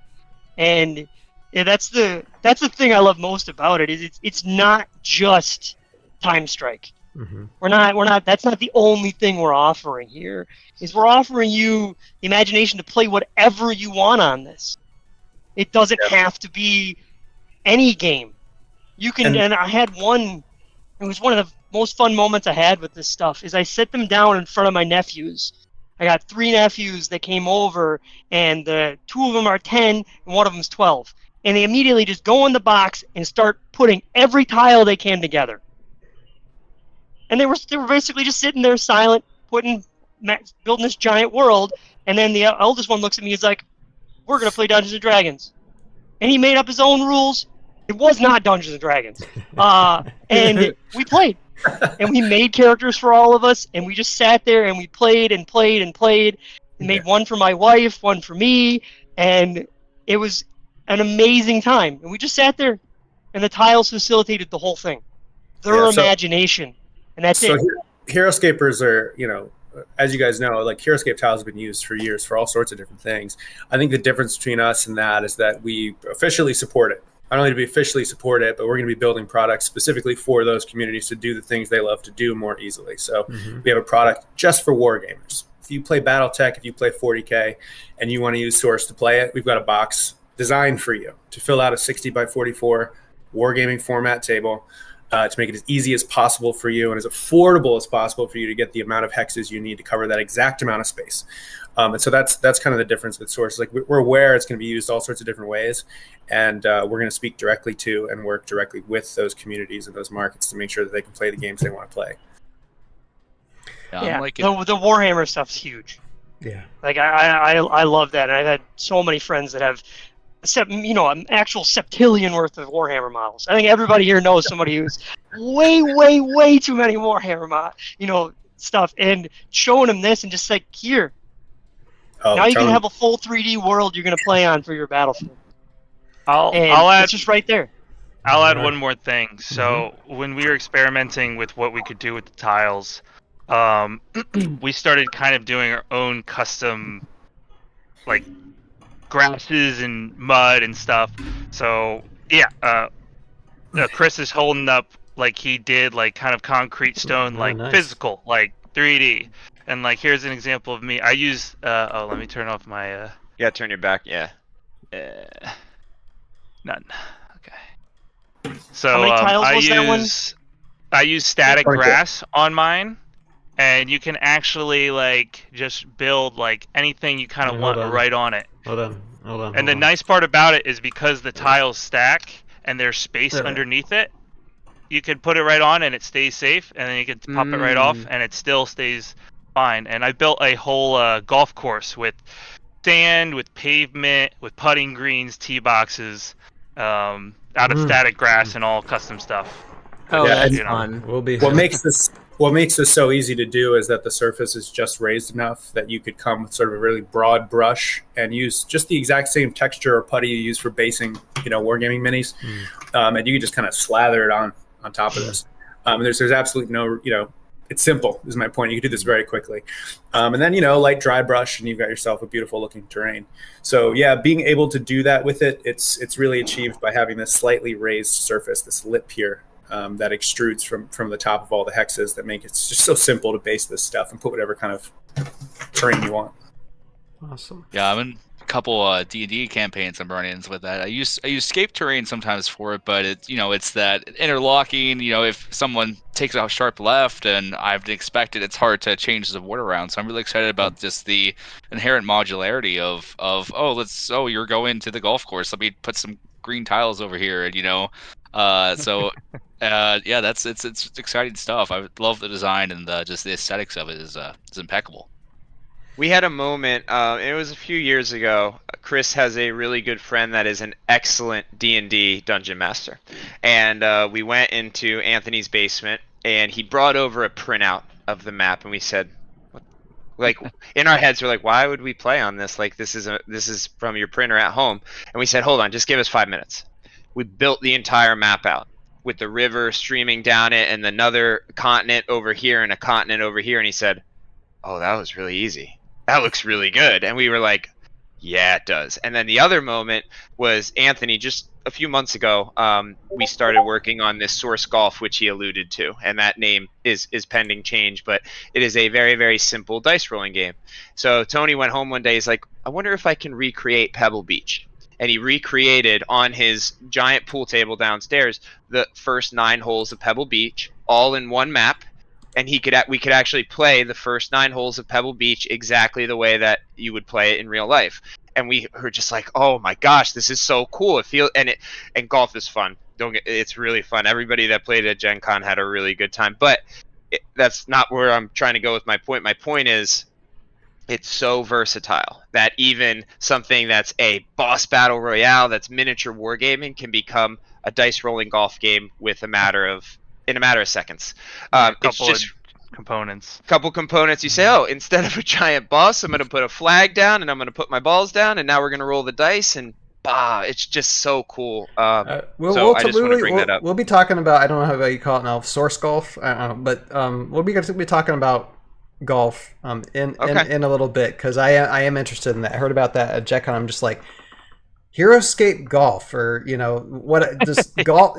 Seriously? Wow. So yeah, we will be talking about that in a second. But when it comes to like the game mechanics in this game, it seems to me that you guys just have created something, like I said, unique and expandable. It's almost like, it reminds me of like a RPG style game, but it's still you're still fighting it. You're still in a battle. If the only length of time that it takes is like almost an hour, even for like a new player to play through, then yeah, that's a relatively short amount of time. So it isn't exactly an RPG, but it has almost that feel if you're collecting things. So that just makes me want to investigate the rule set and play it even more. So that's fascinating when it comes to that. So yeah, for those of you out there, and I know if you're listening to this podcast on the Audiosphere, because we do have a few listeners via Spotify and such. If you guys are listening to this and want to actually see the trains, go to the Tales of Valhalla YouTube page, and you can see, like, I'll end up segmenting these videos from this podcast as well on the Tales of Valhalla YouTube page, and just check it out, see what they are, and at the very least, there is a link for New Generation, Adventure Together Games. .com, I believe it is their website. There is a link for their website below, so go ahead, check out their website, and the things that we're going to be talking about, some other things too when it comes to Kickstarter and such, that will be on their website. So all the information, their Discord, all their social media, check out their website there. There is a link already. If you're watching this on YouTube right now, there is a link already below, so check them out. So now that we dived into, I know with game mechanics, we'd probably just scratch the surface. I'm sure. Yeah. But how about we talk a little bit about lore and story? Now, you were mentioning one of the boss characters, Fear. Now, I actually, because I talked with Hannah Hero a little bit via email, she told me a little bit about the lore, so I know kind of who Fear is. Give us like a little explanation on what the lore is about, to the best of your knowledge. I think sometime in the future probably have just Hannah on the show to give us a more in-depth detail. But just in general, what is the world of Source? What is that universe of Source of no, my head of TimeStrike. What is that about? Yeah. Sure. I can tackle this one. I really do wish Hannah was here. She's the expert and also worked really hard to craft it. But I will do my best from a top level. So essentially, in the TimeStrike universe, it's a massive multiverse. You might even call it an ambiverse. There's these constant parallel universes. And as they run out of time, they find themselves at a place we call the Timescape, and we still call the Timescape in the lore. But effectively, it's when these universes run out of time, they collide. And it is sort of like this apocalyptic, super universal Pangea at the end of time, where the rules that you kind of lived under when you were on your planet or your home world before getting there, they're gone, and what you have is this sort of like wasteland where more or less planets are being recycled. It's like a planet graveyard is the best way to describe it. And so from a lore point of view, what we did when we started out is each one of the original 4 founders, wrote their own story, wrote their own histories, their own characters, and their own worlds, with all sorts of different sources of inspiration. So for instance, the two species or races you're going to be able to access in Shadow of Fear are going to be the Meek and the Fallen universe. I wrote the story for the Fallen universe, and Tony wrote the story for the Meek universe. And so when you come together to play TimeStrike, you're really playing a game where the Meek and the Fallen universes have collided, and you guys have survived that collision. And you are now fighting for your survival in the timescape. And you are fighting against this giant monster, Fear, who is bent on obliterating you and consuming all the time of your universe. And so really what you're doing is you're trying to fight to get back home. You're trying to fight to get back to your timeline. You're trying to fight to survive the end of time is what you're looking to do. So again, Hannah can do a much better job on this. But long story short, in the Fallen universe, it is a post-Armageddon world where the forces of heaven and earth have collided and clashed, and hell won. And so it tells the story of humanity. There's 1% of humanity is left on this planet, basically just trying to survive throughout what is an extermination. And so when the Fallen universe reaches the timescape, you just sort of have, the characters are kind of like thrown out of this world with all their histories and their relationships they have with the other characters. And you'll get to access all this and learn about them. But more than anything, the lore kind of leans into the history of these worlds and the history of these characters. Because when you assume control of them, you're creating their story from that point forward. You assume control of them after their timeline has ended and their world is kind of behind them. And Tony, I could let you speak to the Meek if you'd like. So my inspiration for the Meek is a world where they first discover mana as a source of energy and a source of magic. And before that, what they don't realize is that this mana is rapidly evolving all different species. So like there are human type wolves, there are fairies, there are normal humans, and there's a small family, not very crazy little family that basically finds these little mana worms underground, and they are the source of mana. This is the reason why the whole world is evolving at such a rate, and it's a story of basically a grab for power, and a family that's all torn apart trying to fight over this energy source. And I'll give a little peek to this guy back here, Jokul. He is actually a manifestation of the mana and trying to protect the world, and he comes after the kingdom that's basically sucking all the mana out of the world. So he's a mountain, and he's the guy that likes to eat the terrain while he plays.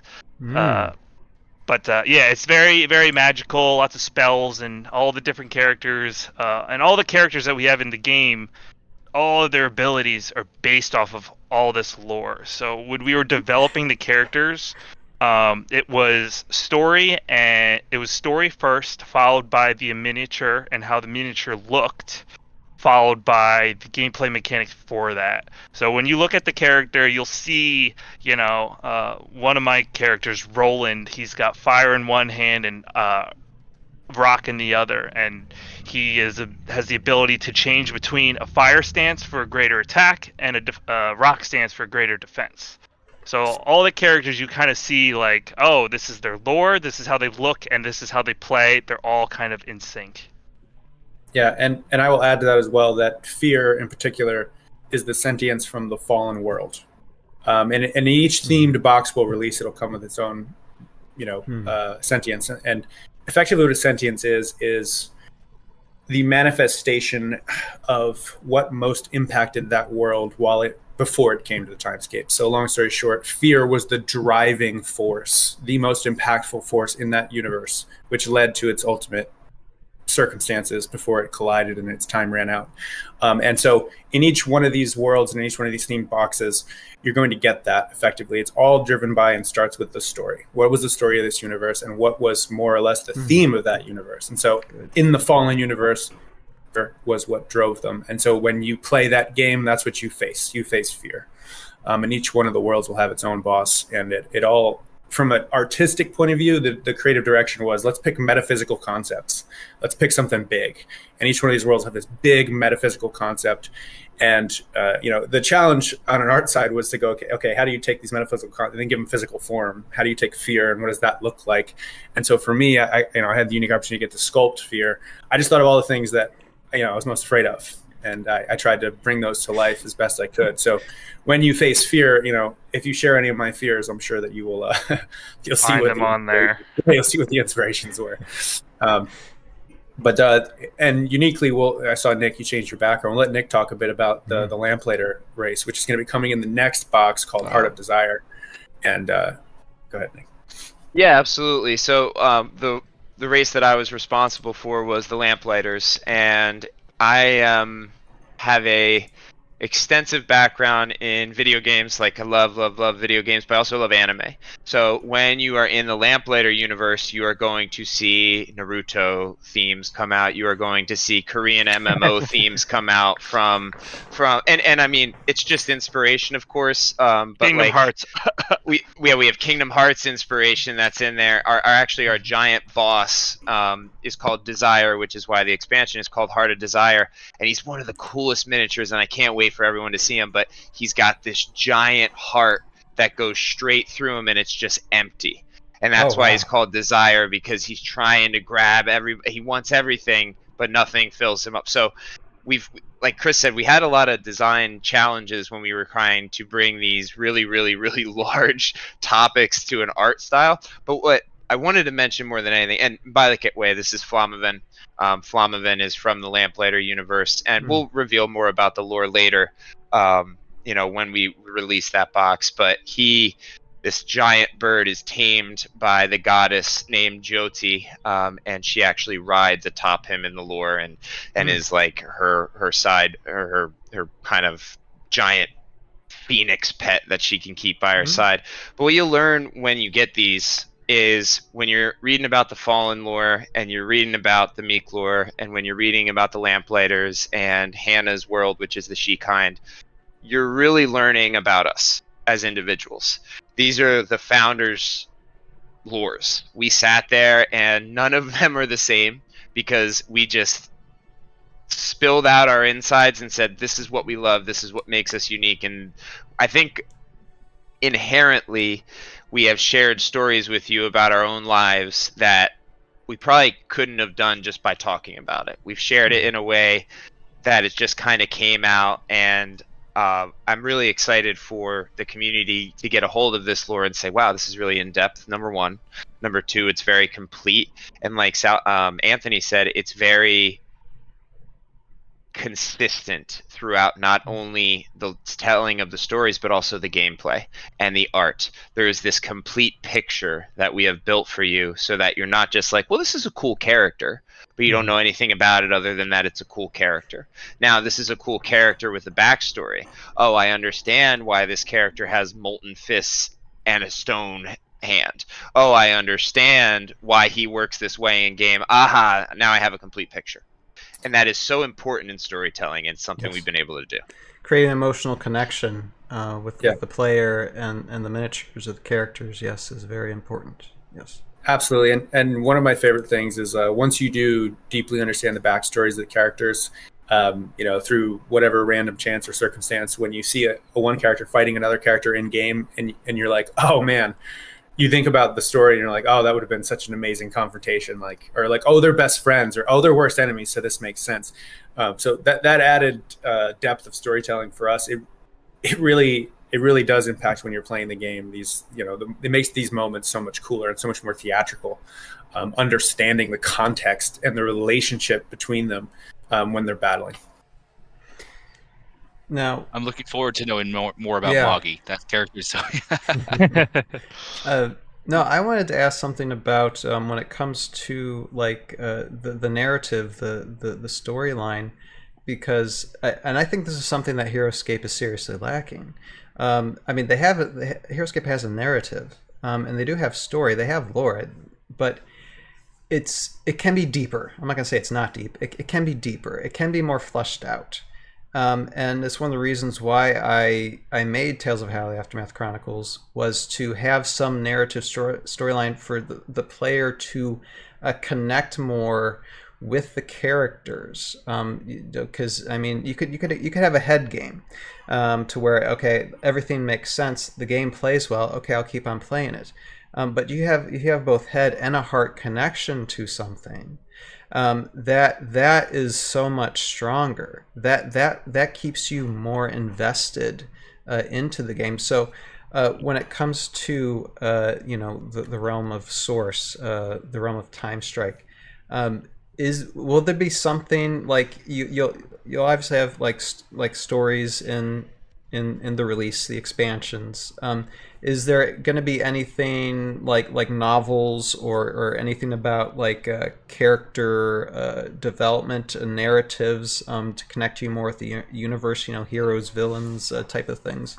Weight to the story. Like if this happens, then something drastic like this is. Stuff is still crazy. Stuff is already happening. How is the story being told? Yeah, it's. I mean, the world building is important, but also like narrowing it down to like a single character as well is important to create that heart connection. So is there any plans on that? Do you guys have anything developed in that? Yeah, so I will I'll say two things. First, in terms of heart, I can promise you every Adventure Together game is 100% heart. It's like we really, I mean, this is a passion. This is something we love deeply, and that's going to come through. For sure. The second thing is the story will be told based upon the theme of each box. So like I said, most of the characters right now have their histories. You're going to see the two universes, the Fallen and the Meek, clash, and hopefully some storytelling. And again, I can't speak for Hannah. I wish you were on the call to tell you guys more. But there is a lore book being built that'll come with that first game. And the way you can expect it to be kind of for you to learn more and for the world to grow and evolve is every time we release one of these boxes, you'll get a story told of what happens between the Meek and the Fallen in the Timescape, as well as the history of all the characters that are in the game. So you'll learn about their pasts, and you'll slowly start to learn more and more and more about what the Timescape is and how that conflict plays out between these characters. So it's really fun to see the worlds collide, because you'll learn the histories, and then you'll get to see the two characters and how they and their diverse backgrounds and their histories sort of come together in this new plane and this new realm. So yeah, you can kind of expect that to happen. But in terms of the IP, how far do we want to take it? I mean, we'd love to do graphic novels. We'd love to do all sorts of stuff. It really, right now, we just kind of have to keep our sights fixed on, go to Kickstarter, deliver to backers. First things first. First things first. But yeah, I don't really, like Nick said earlier, we didn't really put limits on ourselves. So, of course, we worked really hard on this IP. We love the characters. We love their stories and histories. And there's really no end to how far we can take them. But for now, what players can expect is every time you get a new box or you buy a new themed box, you'll learn a little bit more about the characters and their worlds. Lore is really important to us. I'll add to that. There's full, as far as what's done right now, character arcs, stories, timelines. That's done for all four of these different races already. Relatives. Yeah, like how everyone's tied together, the timeline of start to finish, right to the point where they get sucked into the timescape is fleshed out. Yeah, and we even include other characters that maybe aren't even mentioned in the game yet, so you'll get teasers at maybe future characters that we'll be developing.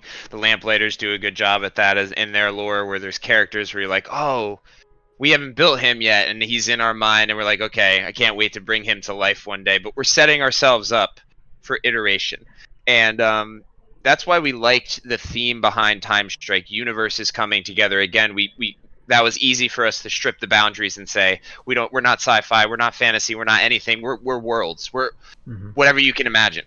we could have a world of, in our last Q&A session, they asked, well, what IP would you guys like to partner with? And I was like, Pokemon, bring it on. World of Pokemon, bring it in. And Anthony's like, World of Naruto, bring it in. And we all had like Attack on Titan, bring it in, whatever it is. The ninjas. There's no limitations. Again, we said, we don't want the limitations. We don't want anything to stop us. And that was why that whole storyline really made sense to us. I think that's also really, really important for the community to build customs. I think that, from what I've learned of that endeavor from like C3G and teams like that, was that they basically, or not C3G, but C3V, they basically they were like trying to find, how do we keep it consistent with the lore that the original HeroScape universe has created. They didn't want to stray too far. That won't be the case with TimeStrike, because if it's anime, it can be in it. If it's fantasy, it can be. If it's sci-fi, it can be in it.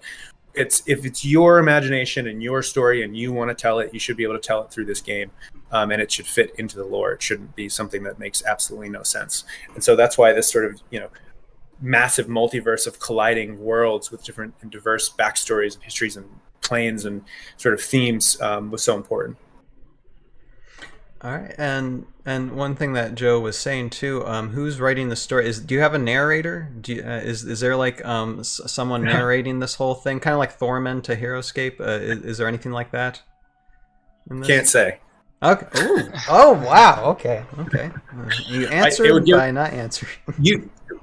Ryan, you might already know, because I know we shared quite a bit of the origins, if you will, of the story. But how we release that to the public is, let's just say it's a mystery for now, who may or may not be narrating this tale to you. Oh, my lips are sealed. I'm just asking questions. We want to have fun with it. Awesome. Now when it comes to, and I'm just going to ask this question, and if there's nothing else, then we'll move on. When it comes to like this world of TimeStrike, where all these worlds are colliding together, and I think someone said that it was like the void, and you have all these just everybody's trying to fight for survival to not be wiped out. I mean, where is that conflict going? Like, where is this world where all these worlds are crashing in on? What is that about? Can you expand on that a little bit, or do you want to keep quiet about that? I guess the best way to explain it, I have a nice little graph of it when we first started, but effectively, in the universe we all experience today, it's constantly expanding. So if you can imagine that, the universe is a circle. On one half of it, you have universes constantly expanding. When you reach the end of your time, your universe starts to contract instead. And it contracts and contracts until it collides. And once it's collided, it's going to be recycled back into this world again where it's expanding. So it's effectively, it's the opposite of everything that you experience in the universe today. Instead of being an expanding universe, it's contracting. Instead of time being linear, it is all over the place. It's in every direction all at once at the same time. So it really is, the best way to describe it as just a universe graveyard. Wow. It's where universes go to die, be recycled, and start anew. It's the other half of the coin, if you will.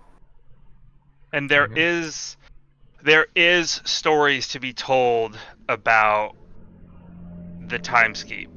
There are characters, beings, and things that have existed there and will continue to exist there. I think Rogue mentioned earlier he wants to learn about the Magi.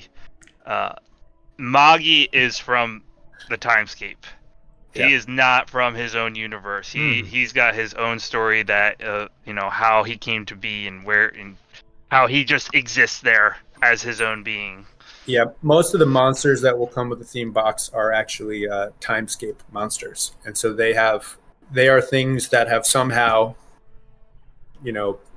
beyond any sort of reasonable understanding, managed to survive there and make it a home that they can live in, whether it's through scavenging or, in the case of the Magi, through annoying other survivors who end up taking care of it. It really is. There is some life in the timescape. Someone has asked before if there were like factions and cities and stuff. No, it's not that level of civilization, but there are definitely going to be forms of life that manage to thrive. Okay, interesting. It'll be interesting to discover like everything that you guys have like researched and developed, and also what you'll expand on in the future as well. It seems very engaging, and like the LSM here is saying in the comment, deep world building. Yeah, some of that we love that when that can be developed in the game, because it just gives another reason to play. So yeah, appreciate those comments on the lore, and definitely gonna try and have Hannah on in the future so we can get like really in depth. I think we could have a good conversation on that in the future sometime. All right, now how about, let's see, let me get this. Okay, let's talk a little well, like skate golf. I want to find out about this because you guys did this at Gen Con, I think, maybe in other conventions. Yep. But just this is something I think that if I wasn't sold already, I've never heard of, like, short of like say a Blood Bowl, which is like, you know, Warhammer 40K football, or you know, you don't hear something that's so simple just to be in a board game, especially something that is like incredibly action oriented and violent as what this game is seeming to be. It's like, oh, let's stop slaughtering this creature here and play golf. So how did you guys think about that, and how would that exactly be played? And would that mean if you're playing golf, would that also mean you could play football, you could play tennis, you could do other things besides that? Yeah. What are your thoughts about that? I can tackle that one. Mm-hmm. So as I've been working on the mechanics and things, I've been listening to lots of different podcasts on reviewing games, especially board games and different ideas. And one of them was talking about golf. And you know, I went to play TimeStrike at Nick's house one night with a friend of mine. And, you know, after we got done our session, I was like, I have this idea that I kind of came up with today. And I can go into both the mechanics and everything at the same time. So you're not using anything from TimeStrike as far as like components. You're just using the source board. You set up rivers, you set up trees. I sent a picture in the ToV podcast of the custom board I did with all the static grass. If you want to reference that. But essentially you have the tee box, you have cart path, water, trees, bunkers, and then the putting green. And the way you play is you'll pick a starting point on the tee box, and from there you will pick a club. Now with the source golf set, you are going to get a range of dice. You're going to get D20, D12, D8, D8, D6, and D4. Correct. And the way you think about these clubs these dice they're your clubs. So if you're familiar with golf, you have like a driver for your very long shots. You have a putter when you're really close, and all the different things in between.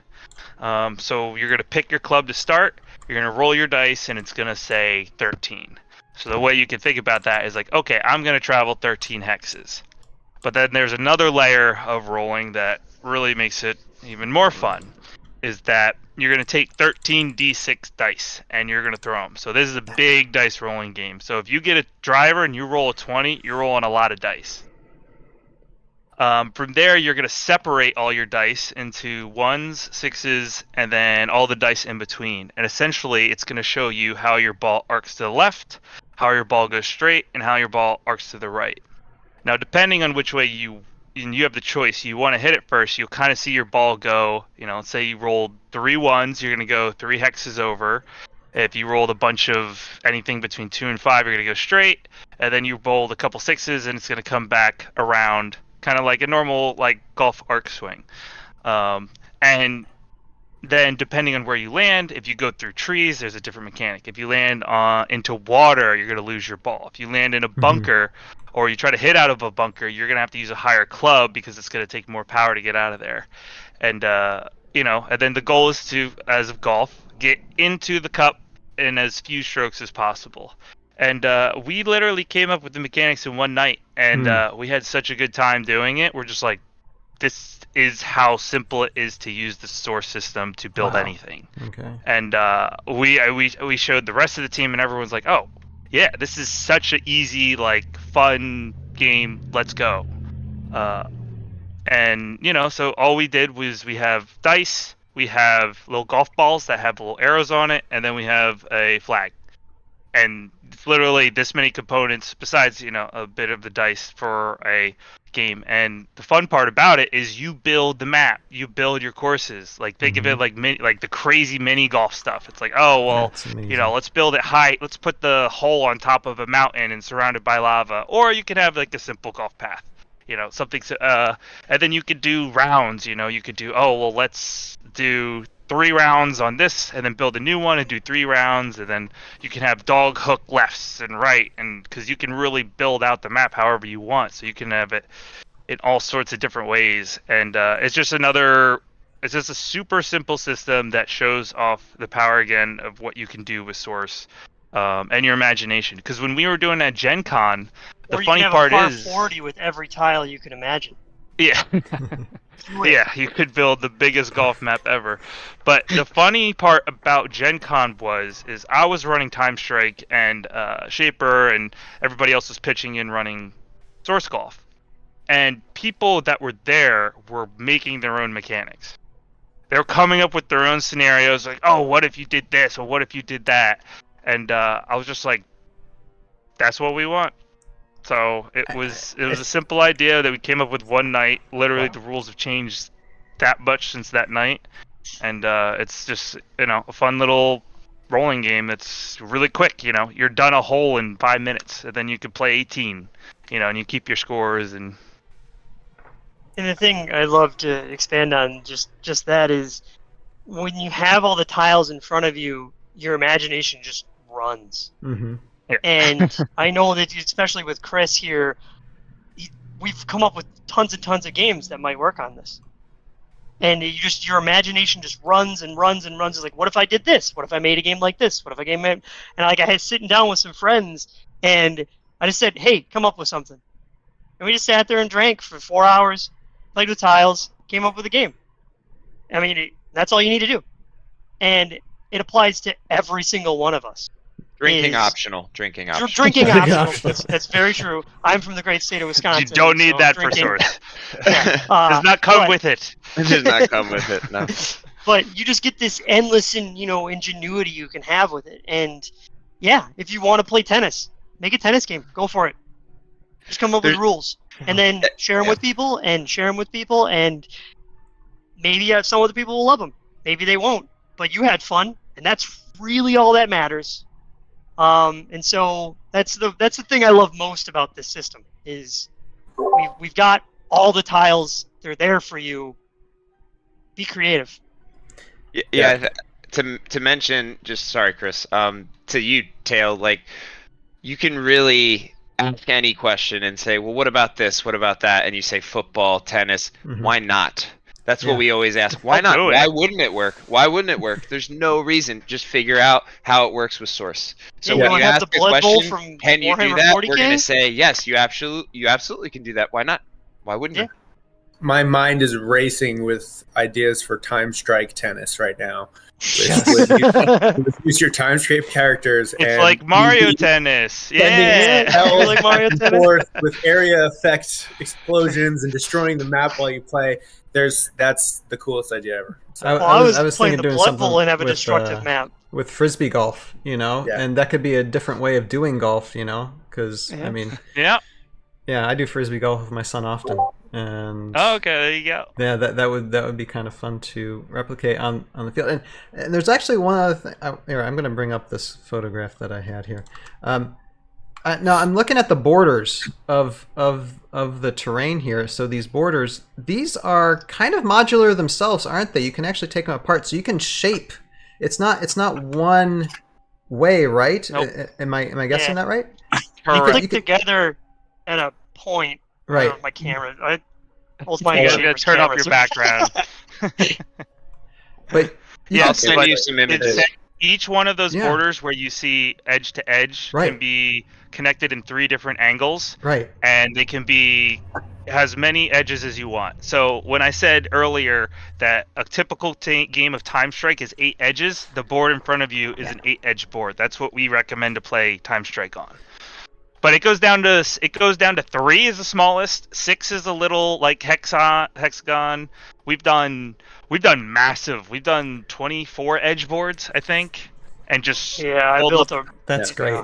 huge one. whole That table. is great. That The engineering, I love that. The engineering behind that was incredibly complicated because what you needed to achieve was a thing that created an implied hexagonal grid, no matter how you scaled it, and all the pieces still had to fit snugly and perfectly without creating any sort of wiggle room or too much space. So we really iterated on that for a very long time to be able to achieve that sort of infinite scalability with those edge pieces, and to have that implied hexagonal grid be perfect every time, no matter how big or how small that map was. So really, really proud of that from an engineering point of view. It's that's when we talk about Adventure Together, I like to say we're a technology company as well. We're a publisher, but we're a technology company. So yeah, the modular and infinite scalability of these edge pieces is, I spend a lot of time marveling over how it works myself. That's almost like revolutionary, to be perfectly honest. I've never seen anything like that before, I don't think. Yeah. Well, we got to have Brian on the podcast at some point. Brian will tell you exactly how we solved the project. Well, it really was the cornerstone of making the game, making the board have that destructible, buildable component. And I could say we definitely look to a classic, Catan, as an inspiration of how we could probably, kind of put this together. And, the more edges you have, the more component management you have. And we're still looking on...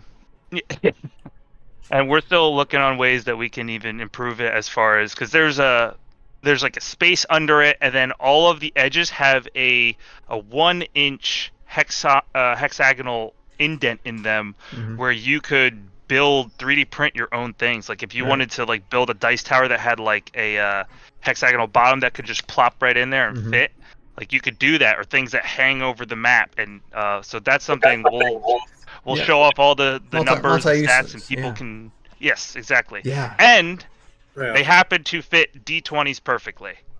Yeah, that right there. Okay. So we designed that in on purpose because we wanted for makers in the 3D community to be able to... And we'll have a part that fits in there with a little dovetail mechanism. So you can slide into any one of these edges, a dice tower, a beer koozie, a candle holder, whatever you want that'll sort of make your experience more fun when you're playing with it. But yeah, I'd recommend having fire next to the tile. It accidentally fits a D20 perfectly. That wasn't really even a design decision, but we noticed immediately. We were like, "Oh my goodness, that's a perfect holder for a D20." So yeah, it also holds your D20s. I'm almost half tempted to get these things and then just like try and wrap it around my HeroScape terrain, a little bit. Just have a border like that, because they'll help you manage your components for sure. I will tell you, we have played other games where we just set up edges around the game so that we could just have component management. I'm sorry, of everything I've seen so far, that's just blown my mind. It really has. I really understand that. Wow. The floor has devoured many of my dice and bits, so I'm happy about this. Yeah, I think we're all used to like going into the cabinets and you break out the bowls and you dump everything into the bowls and you have kitchen bowls. I've never had to do that again. And something that Chris said, I think it was like 2 years ago, he's like, "Can you believe the world doesn't even know this exists right now?" And we were like sitting on it. He's like, "And we're playing this every day." And I'm like, it's kind of... So we've been this is just going to get its already. own little segment just on those border things, and it's just like if you haven't seen any of this podcast, just watch this part, and then you'll want to go to the Kickstarter. Just watch. I put some images in the ToV podcast chat so you could see actually how just 8 edges can be configured in different shapes. Number 1, and number 2, it shows off the 3 biomes that we're going to be launching during the Kickstarter. Okay, well, look, I tell you, I've been thinking. Okay, great, and I'll probably pull these down, put them up, because I was thinking about it, but I'm certainly going to do it. You on the ToV or the Tales of Valhalla server on Discord. We have like different areas where we talk about things. Source is going to get its own thing on our Discord. It's probably take a little time to set it up, but. Yeah, it's gonna get its own thing. You guys made a home here for sure. It just I was already impressed, but I'm almost speechless. Yeah. Thank you so much. Thank you very much. Thank you very much. We'll be very active in it. Trust us. Yeah. All right, and I basically live on Discord at this point. I mean, Yeah. Our lives are in here. Yeah, Our lives are in here. yeah, it's the next thing. But in conclusion to that, so when it comes to other versions, and I'm sure you guys have other plans for different things in the future, but when it comes to just showing the example of skate golf, or source golf, or whatever you want to call it, that for people to make their own thing, or for you guys to expand on things in the future, it's just watching this has opened up, I'm sure has opened up everybody's mind to say, okay, now I'm beginning to understand, to unlock what you guys have been talking about, this whole time when it comes to the community developing things as well. And yeah, I mean, my mind's still kind of almost like, okay, it's kind of wrapping around it, but it's like you're approaching that sunrise and you're realizing, wow, there's a big ball of sun over that horizon for sure. It's awesome. Definitely the big mix match box of Legos mentality. It's just like, okay, Yes. I can make a spaceship, I can recreate the pieces from the instructions I find. It's definitely just kind of, that 6-year-old brain of mine is just like, oh, I can just do whatever with this, I can make. You could build Legos around these borders. Like, Yeah. like I said, I don't think, I mean, I'm sure you guys understand, but I don't think people really understand how revolutionary I think those things are and how they will be. I mean, people might just get them just separately, just for, the concept of keeping everything within, borders of whatever you're doing. Definitely for war gamers, but I think for other things as well. But I think you hit the nail on the head in a lot of ways there, because one way that we've really had to work hard is how we articulate our vision. And it's very difficult to get a vision across, especially one as large as this, with a Facebook ad or a text string, right? Yeah. So that's why, we're so appreciative, and that's why we show up in numbers, because when we have the opportunity to properly explain the vision, properly explain the products, and not be subject to assumptions. And we're getting better at it every day. Don't get me wrong. We're getting better at communicating this to everyone, and it seems to be getting clear. But when we have this opportunity, this is when people say, oh, and something clicks. And this is what happened at Gen Con all the time as well, is we had the opportunity to talk to people and explain to them who we are as Adventure Together, what Source is meant to be, what TimeStrike is meant to be, and what the future holds for Source and Adventure Together. So that's why moments like this for us are just hyper important. And, I just want to thank you for having us for that reason specifically, because I think you touch on a very important point. People can't wrap their heads around it just at first, but all of a sudden something clicks and they say, that makes sense. Why hasn't anybody done this yet? Fair, we didn't wrap our heads around it at first either. For sure. That's fair. Yes, that we is built fair. it. Oh yeah, until I even had them in my hands that first time, it was like, I played games with these guys for years, and then they told me of what they were doing, and I'm like, oh yeah, that sounds cool. I was like, yeah, I'll get into it. And so they bring me in, and they talk, and I get to meet Chris, and I get to, meet the rest of the team, and I'm like, wow, wait a minute, this might be way cooler than what I first thought. And then I finally got them in my hands, and it was even another level. It was like every day, me and my wife were just, okay, grab the notebook. What idea do we have? Every day. And even right now, during this meeting, I already wrote down another idea. I can't see it on the sheet of paper, but I wrote down another idea. And so, it's just that constant thing of you get this box of toys, and you get to play with them. Can do whatever you want. Yeah, there's a lot of stuff that we know. I mean, that moment where you get that spark in your brain, you get it, and you're like, oh wow, the potential's there, right? You see the opportunity, it's massive, and there's gonna be a lot of organic growth from that. But also as a team, I think what's gonna make us special is that we are devoted to creating a pathway as well for independent creators to go ahead and bring those dreams to life. It's not enough to just say you can do it. We need to say you can do it, and here's how you can do it, and here's how we can help you, and here's how you can commercialize that, and here's how you can. So all those steps that come after the idea, that's really going to be where we come in as a team, and we are the best partner you could ever find, because went through it. We just faced all those same challenges ourselves to get to the point where we could become a publisher. And so for us to sort of the Adventure Together brand, I mean, that's what we really stand for. Yeah, we created this open source tool, but we want to adventure with you. We're not just going to hand it to you and go, good luck. Of course, if you want to, you can always do that. If you have the skills and the chops to go ahead and bring a vision to life without our help, we encourage it. We want you to. But if you don't, put it on our board. That's what we're here for. Yeah, come talk to us. I mean, since we've started talking about this open source, system, we've got 3 or 4 people already designing games who we just met. People we didn't know, and they saw it. They get the potential. They understand that we're here to help them, and we're not going anywhere. And they're designing away. So. Yeah, there's the organic growth, and then there's the sort of nurtured growth, and that's where we kind of come in as a publisher as well, and we're going to be happy to help people with ideas, bring those ideas to fruition. And I think, Chris, you mentioned on one of your live streams before that when you were at Gen Con, someone who was an avid HeroScape player played TimeStrike and was literally weeping. So I'm not going to name names. I'm not going to name names. We don't want to name names. No. But yes, somebody was incredibly moved by it. Now, it wasn't just the game. I think it was also, we went out of our way to make sure that he felt special, and we gave him a miniature, one of the miniatures from the games. I think he's probably the first person to receive one who wasn't part of this team, and all that I think combined was probably pretty overwhelming. But if he's listening right now, that was a huge moment for us as a team to see you that moved by the products that we've built and what we're doing. There's nothing more motivating. I'm beginning to understand why, though. Why that happened. I think you guys got something that is definitely gonna keep track on it. I mean, I always say HeroScape is my favorite game ever. This might become a close second, if not first. I don't know. I mean, you can't predict I'll take second. I'll take second. You can't predict the second future. Sounds fine. Give me the feedback. I'll make it better.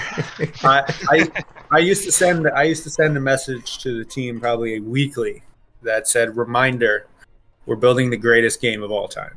And I used keep to on just saying constantly that. Just keep that was our plan. Mm-hmm. So keep with that. That's goal. what we shot for. Keep with it. Oh, awesome.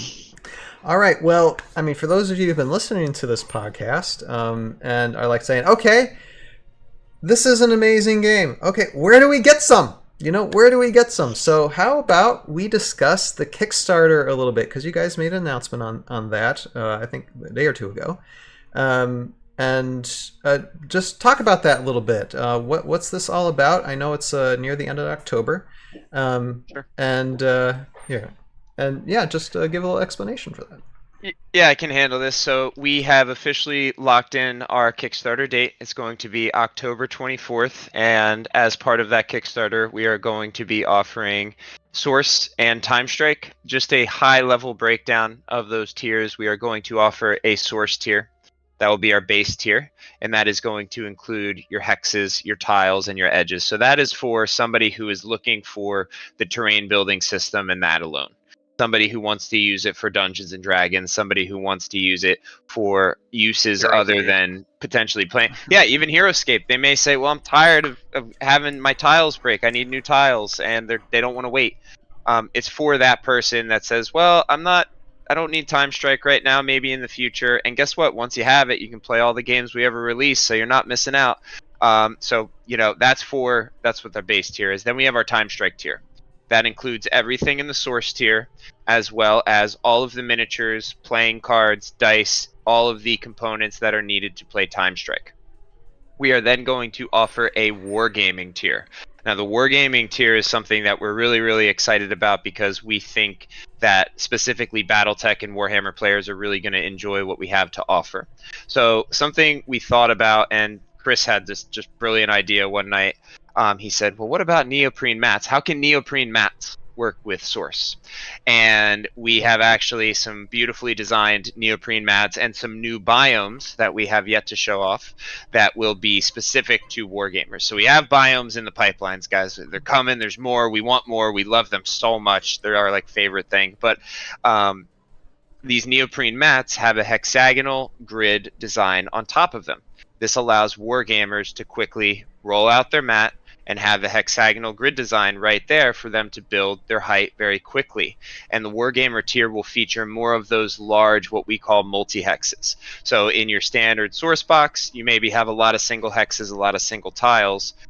For Wargamers, they're really about getting that map up and running as fast as possible and not finicking with little single tiles. So we're offering a larger amount of your multi-hex tiles so that you can build very quickly without having to finick with little basic tiles. You'll have some, but mostly they are based around your large hexagonal system. So you'll get this neoprene mat that you can roll out, and then boom, boom, boom, boom, boom, you build your height, and all of a sudden you have a very, very three-dimensional map that you built in a fraction of the time that it would normally take. And those are the 3 tiers that we are currently announcing. We have a 4th tier that is currently a mystery tier, and we are going to be announcing amazing news on that October 5th, so stay tuned this week. We may mention something on our Adventure Together AMA, which is going to be Tuesday night this week, but we have Chris and Anthony getting ready to go to Spiel in Germany, and we're going to be making an exciting announcement around that mystery tier in the next few days here. So keep your eyes and ears to the ground. It's big. It is big. So big. I think compared to even everything we've talked about on this, I think that the implications and the impact that this in particular might have on the whole industry, not just us, we're a part of it, it's bigger than us, is going to be pretty profound. And I think hold on to your seats. It's big. This is the golden egg that we've been sitting on, and Chris has just kept his head down, and the whole team has kept their head down to make this possible. And he's right. It's like, I know you guys are like, oh, the edges, oh, the hex. This is big, guys. So get pumped, get excited. I've personally spent years trying to solve for what we're going to be announcing and losing lots and lots of sleep over it. And it's also just something that everybody's been just begging for, just asking for since HeroScape, came out. So anyway, just like that. Onto the next. That's enough of my curiosity, but now you have my interest. you will. Oh, it will be. Wow. Okay. Well, stay tuned, everybody. Now, and you said Kickstarter is October 24th? October 24th. That's correct. That's our launch date. You can reach our Kickstarter page at kickstarter.com/project/adventure-together/source system. And we are currently have our pre-page up and running, and October 24th, our page will go live. Can't wait. All right. Now, let's see here. I can get the okay, when it comes to the chat, let's see here. I had a question in my head, and then all of a sudden I lost it. I have a quick question. Yeah, go ahead. Go ahead, Roguescape. What scale are the miniatures going to be? Is that been determined yet? Yes. So the miniatures are, I would say, approximately heroic scale, but it's very hard to say that definitively simply because there's miniatures on top of bears, and there's lots of, and then there's monsters which are way bigger, and then there's a boss which I don't think many miniature games really kind of include or consider. So roughly the size of an average human, you're looking at between 28 to 38 millimeters in height. Yeah, especially the climbable bosses. They're big. Oh yeah. They're big. All right, and can you give a guess on price, like affordability for the tiers, or? I will say this and only this, that we really optimized for affordability, accessibility, and when I say accessibility, I mean I don't like the idea that anyone would ever put out a product that would be exclusive of somebody, because it's just price point they could never hope to get in a small amount of time.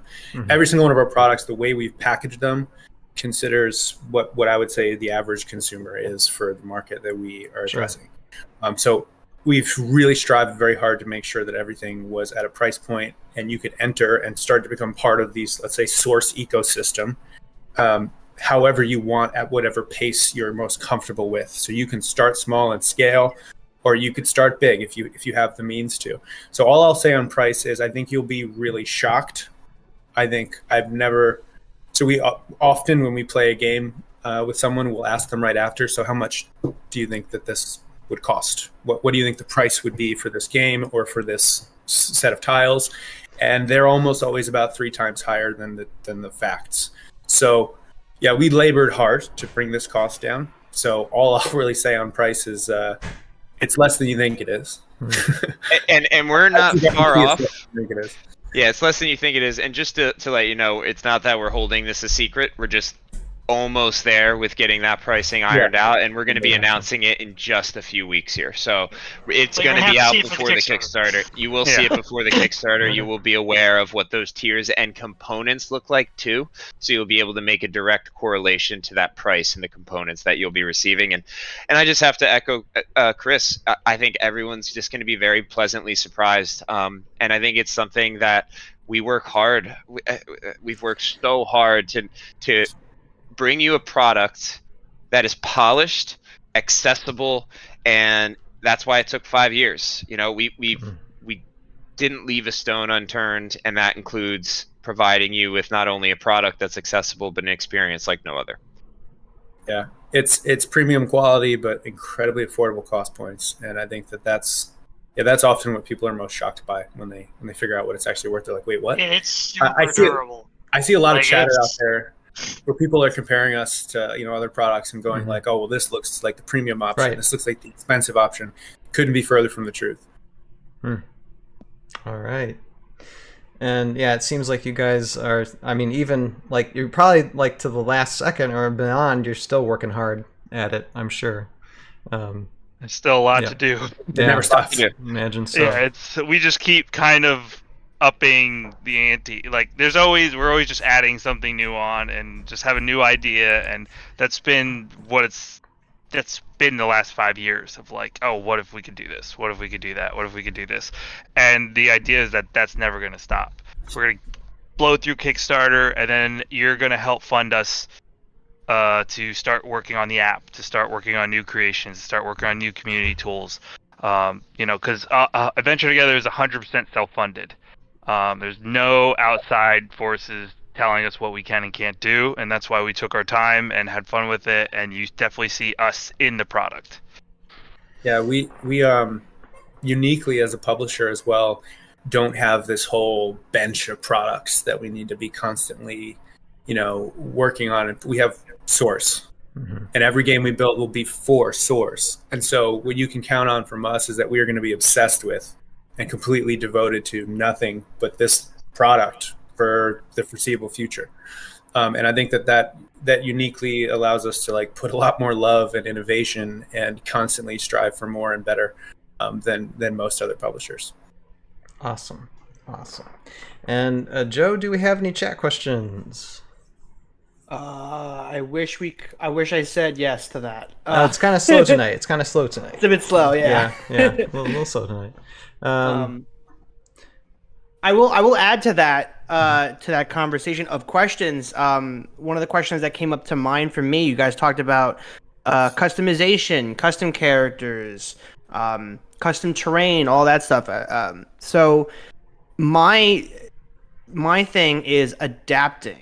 How have you guys ever thought about how would TimeStrike characters adapt to HeroScape, or how would you adapt HeroScape characters to TimeStrike? Yeah, so I'll quickly say I think Tony has an answer for this, and I'll hand it to you in a sec. But uniquely on the front of adapting HeroScape to ours, we could never officially support that. However, the community is more than welcome to, and I'm sure there's a pathway. And then I'll hand it to Tony to talk more about the other way around. Like you said, we're not officially announcing anything supported either way, but we are 100% ready to help the community build whatever they want. That's part of the app. I'm already working on designs for certain things that could be helpful for that kind of thing. Speaking in generals there. So we want to help. That's the best way I'll put it, and we will help. And one of the main the idea for kind of the app and stuff didn't come along until we got Bob on the team, And one of the ideas that we got with just the app in general, it's like, well, how can we also create some sort of community where if I have these components already, if I have these miniatures, these dice, these this, these that, what other games can I play where I don't have to rebuy the same things over? And it's like, well, you already have the TimeStrike miniatures. Is there some place where I can go to print stuff so I can use the stuff I already have to play another game or create my own game? So, yeah, 100%. We want to support it. Support things like community collaboration. Yeah, but look, adapting the characters and products from another game to our game is not strictly speaking legal. So that's the only reason we. So it wouldn't be official. Right. There could be unofficial, custom, and community-backed adaptations, 100%, and we'd be willing to give you the tools to enable you to do that. Let's put it that way. Yeah, for sure. Of course. Nice. Okay. And now you're mentioning, because this was the question I was thinking of. HeroScape has like a HeroScapers.com. Granted, it's aged, but it's still the community hub. Are you guys planning to create some type of website community hub like HeroScapers.com? Yeah, so it'll be much more involved. The idea behind it is, one, you'll have tools for creating maps, creating cards, creating rule books. You'll have collaborative tools for asking for feedback. You'll have collaborative tools for allowing people to branch off of your rulebook. And the first one that'll be on there will be the TimeStrike rulebook. So if you want to take our rulebook and you already have your own ideas, you'll be able to branch off of it. We'll build a way that you can see what creators have come up with, whatever ideas. The first thing I could see people doing is like, oh, TimeStrike, but no rolling. Then they have their own rulebook and set.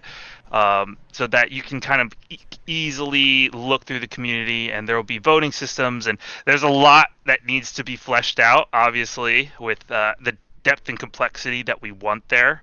But you'll have that's one of the driving forces of the app. Yeah, if you're familiar with like Git in software engineering, where you can actually pull requests against someone's rules. And if you think you have a better rule, maybe you can convince them and actually change the rules. Some of those features that come along with, the open source power of Git were things we thought, well, why not just do that with rules? Yeah. Yeah, and why can't every rule for every game be open? If you can maybe convince us that a rule needs to change for TimeStrike as a whole, and then convince everybody and everybody votes, well, maybe. It's possible that I'm sure you'll have candidates. Your community may have a better way to do things. And you never know until you do it.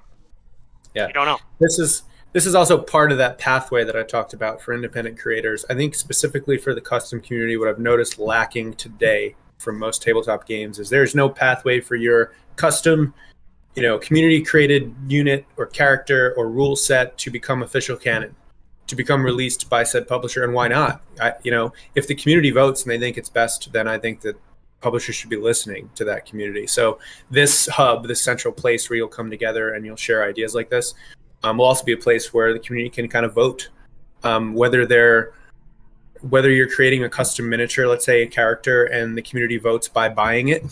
We'll be able to let the market choose. Okay, look, everybody's been buying up this miniature and this character. They must love it. Let's release it in the next box. Let's make it official.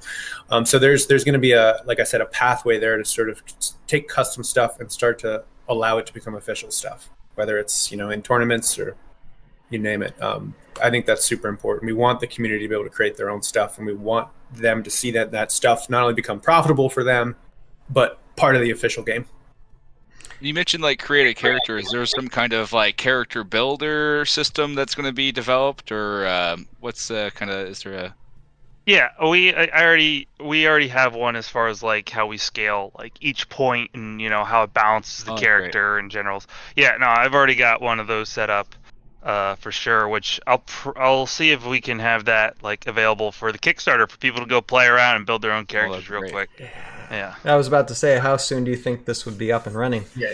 I'm most excited for this of everything going on right now. I tell Tony all the time, it's give it to me because I want to use it.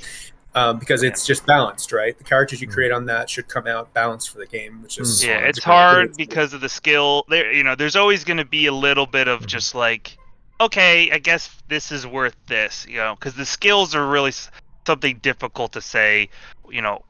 What, if this character can, throw someone off a mountain, how strong is that? It's like if you're playing a flat map, it's not. If you're playing a really tall map, it is. So there will be some, variants that you can put in on your own. But yeah, there will be something that you can play with and see kind of how we envisioned our characters and how we made them. That's a really thing I love there too is you get this capability of also having the players play the infinite combinations. And the infinite combinations, they may find the most overpowered thing imaginable because they just will. That's just how the game works. Meta it. Yeah. And the cool part is if we get this application done, they can come back and say, hey, this is so outrageously overpowered. Here's my suggestion to fix it. And then everybody in the community be like, okay, cool. Unlike so many other games we've played, I've got a pile of board games on the shelf over here where I know the optimal strategies already because I know the most overpowered thing. And that, for me, ruins the game. Because then I can sit down and I'm like, I'm gonna win every time, regardless of who I play with. Just because I know that these 5 things make this. But as a community, we all care about like the tournament play, which we haven't really talked about that much here. Is the tournament play, if someone comes into it knowing the most overpowered thing in the universe, well then we as a community have to sit back and say, well no, you can't just go like Magic the Gathering, we're gonna ban these cards. No, you can't just ban the cards. You have to sit back and say, okay, cool, let's modify each of these things as a whole community so that we get to a point where the game is balanced. And we can all communicate that whole way through. Unlike so many other games we played, there's no back and forth. There's none. And that's the coolest thing I love about this is the community can say, hey, this thing sucks. Fix it. And we might have to sit back and say, one way to put it. Cool. Or we can say, not no, shy you're about wrong. doing that either. Yeah. They love it. Yeah, I think the critical message that I would send to people is that this app is not just for them to share, it's also for us to learn. And it's also for us to share as well. And something that we said years ago was like, what if you could patch a rule book for tabletop games? How would that happen?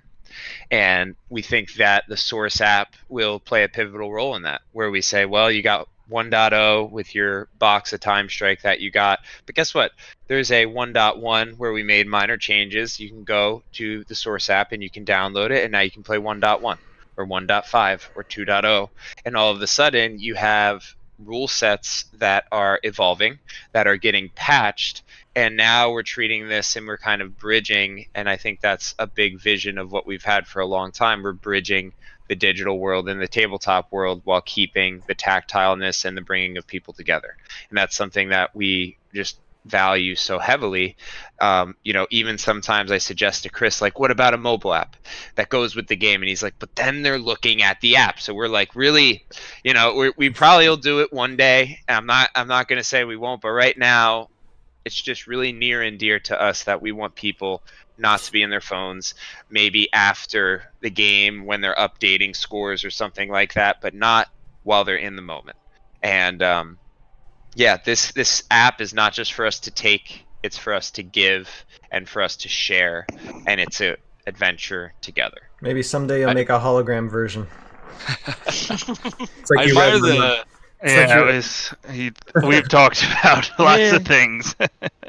I admire the humility it takes just to be willing to say, you know what, the community as a whole can help us. We'll give you access to some of our secret sauce, and you can improve it. I think that's really incredible because it's tough to figure out that stuff as a fan sometimes.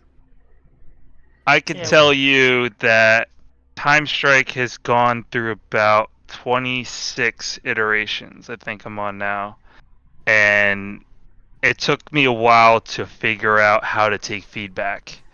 And now, and after I got to the point where I was like, I understand how to took feedback, because feedback isn't always like, they're just like, well, I don't like this and you should get rid of it. And it comes down to like, all right, what was their experience that caused them not to like this mechanic? And as I learned to kind of figure that out, the game's gotten progressively better and better and better. And yeah, that's just something as a team that we've learned, is just that the community will tell you what they want. You know, it's literally one of the craziest things that we realize is like the community's always telling you what they want. And everybody's always, all these publishers are like, well, what do you think the community, what do tabletop gamers want? And literally, it's everywhere. It's plastered all over the internet. Just listen. Yeah, just listen. Directly telling you what they want.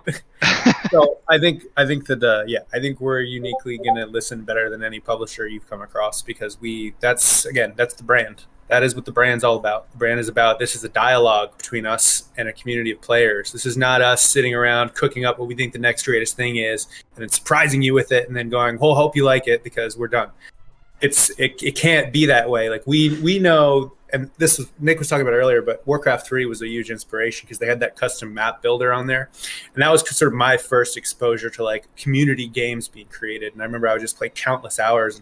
All the biggest titles that are out now in video gaming were basically created in Warcraft 3 custom maps, and Blizzard totally missed it. Just weren't paying attention. And I think that uniquely, it's like, yeah, we could sit around and try and cook up the next best thing, or we could just ask. Or you just reach out and go, hey, players of our games, what do you want? There you go. Here's tools to come up with ideas. We're here to serve you. That's how this works. That's how business is supposed to work. It's supposed to be a relationship and a two-way conversation. And I hope that if there's anything we're remembered for after 10, 15, 20 years in business, it'll be that. It's that we kind of taught the industry that the players are talking, start listening. Amazing. I mean, usually like at this time of the night, you know, we're kind of like, okay, we need to finish the stream because we're way too late. But I'm hyped. I am very, very hyped. You know, I'm kind of like a phlegmatic, low-key personality, but inside my mind's racing. And I'm sure that's the same with Josiah and Joe Crazy as well. But I do know that we're 2.5 hours into this, so I know you guys are going to come back. I know that for sure. I don't know how or when, but I mean, it's great conversing with you guys, and you guys definitely have a lot of things to say, and I'm sure you haven't scratched the surface. And so, yeah, for sure. But one thing we'll do for the end of the when we near the end of ToV podcast, we usually give final thoughts. And you guys can plug away, of course, at what is already in the link description below for anybody who's watching or listening via Spotify. But just go ahead and myself, Josiah, Joe Crazy will do the same thing. Give our thoughts as well at the end of this, and then we'll close this out. So, how about we start with you guys first, the team, whatever order you guys want to go in. I'll start. Okay, go ahead. Hop in our Discord and talk to us. As someone who's been working on games for the Source system for so long, I can't wait to play it. The thing I'm most excited about is sitting down and playing someone else's game for the first time. I cannot wait. That's all I gotta say. All right. Yeah, you can reach us at discord.gg/adventure together, and I would encourage the same message to anyone listening is come talk with us. We want to talk to you. We want to clear up any confusion. We want to hear your thoughts, hear your ideas, and we want you to come and adventure together with us, and we promise it'll be the adventure of a lifetime. I want to thank you guys for asking such thoughtful questions tonight. We really, like I said earlier, any chance we get to explain our products in a way that each of us, and like I said, we come in force. That's something that Chris always says. If we're going into a meeting, we're going in force. We have this team. Let's go. Let's be excited. Let's be pumped up. And it really is. It just shows, at least what we want to show, is that we're all here to be here for you. We're all on our mission, but come talk to us, and thank you for having us on, guys. Yeah, just to stress once again, you guys will find so much love put into everything we do. We didn't get time to talk about like Chris's trees. They are the best. I love them so much, and he puts so much love into them. And so you'll find that just come to our Discord, come talk to us. That's all you need. You guys will love us. We'll love you guys. All the way through.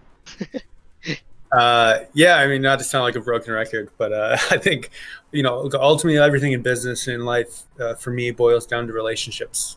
And I think that when we set out on this adventure with each other, our relationships got infinitely stronger. We, as Robin mentioned, I wish you were here, but we've all bonded just throughout this journey. And now for the first time, we're inviting pretty much anybody that wants to be part of that to come be part of that and to build a great relationship with us, because that's what we want to build with everybody out there. The tabletop community is near and dear to our hearts. And Ryan, thank you for having us on the podcast, man. Just building a relationship with you guys has been fantastic. I hope we can continue to do it. I hope we can continue to jump on the podcast, and I'll continue to be watching the podcast, and any episodes you put out are the amazing stop motion animation work that you do.